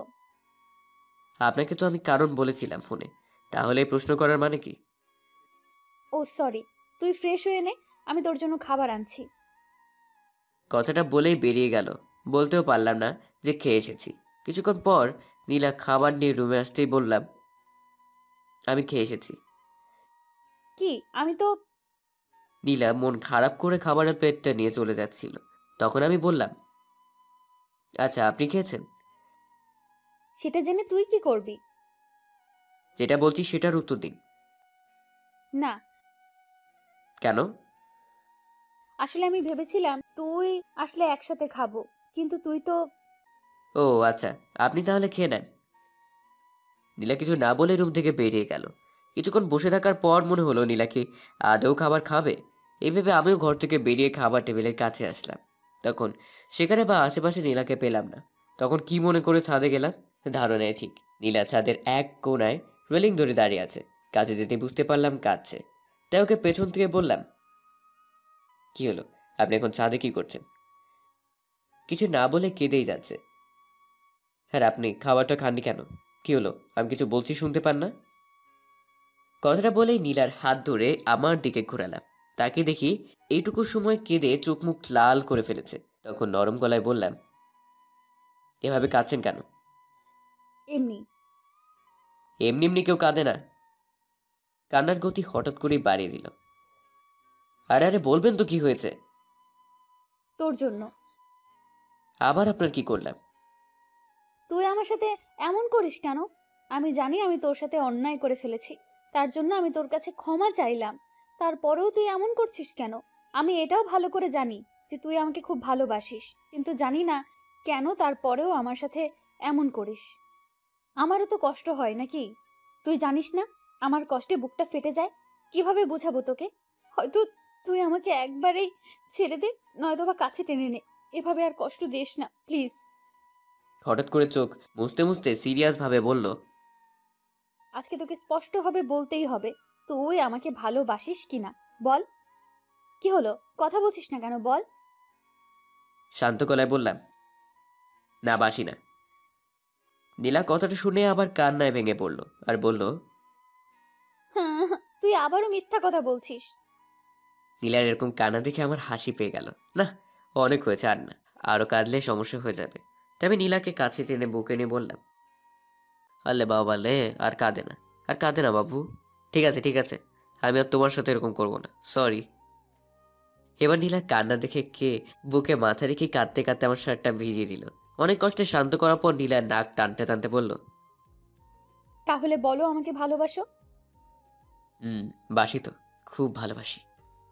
তাহলে আমার সাথে এমন করছিলি কেন? সেজন্য সরি আমার বাবুই পাখিটা। কথাটা বলে কপালে একটা চুমু দিলাম। তখন নীলা বলল, আর আমার সাথে এমন করবে না তো? না, একেবারেই না। তাহলে আমাকে শক্ত করে জড়িয়ে ধরো। তখন আমি নীলাকে নিজের বাহু ডোরে আবদ্ধ করে নিলাম। নীলা আমাকে তার সমস্ত শক্তি নিয়ে জড়িয়ে আছে। মনে হয় আমি ছাড়া পেলে কোথাও পালিয়ে যাব। তখন আমি নীলাকে বললাম, এই শুনছো, মেঘ ডাকছে, মনে হয় বৃষ্টি আসবে। আসতে দাও। তুমি জানো আমার তোমার সাথে বৃষ্টিতে ভেজার অনেক শখ। ও তাই বুঝি, কিন্তু আমার তো আবার বৃষ্টিতে অ্যালার্জি। নীলা সেটা টের পেয়েই আমাকে ভেতরে নিয়ে যেতে চাইল। তখন আমি ওকে শক্ত করে জড়িয়ে ধরে ছাদেই দাঁড়িয়ে রইলাম। তখন নীলা অবাক হয়ে বলল, এই কি করছো? তুমি ভিজে যাচ্ছ তো, চলো ভেতরে চলো। না, কেন? তোমার সাথে বৃষ্টিতে ভিজবো। কিন্তু তোমার সমস্যা হবে, জ্বর আসবে তো। আসলে আসতে দাও, তুমি আছো কি করতে? এই বলেই আমি নীলার ঠোঁটে একটা লম্বা লিপ কিস করলাম। তারপর নীলা আর কিচ্ছু বলেনি। এরপর আমরা হারিয়ে যাই ভালোবাসার পরম সাগরে।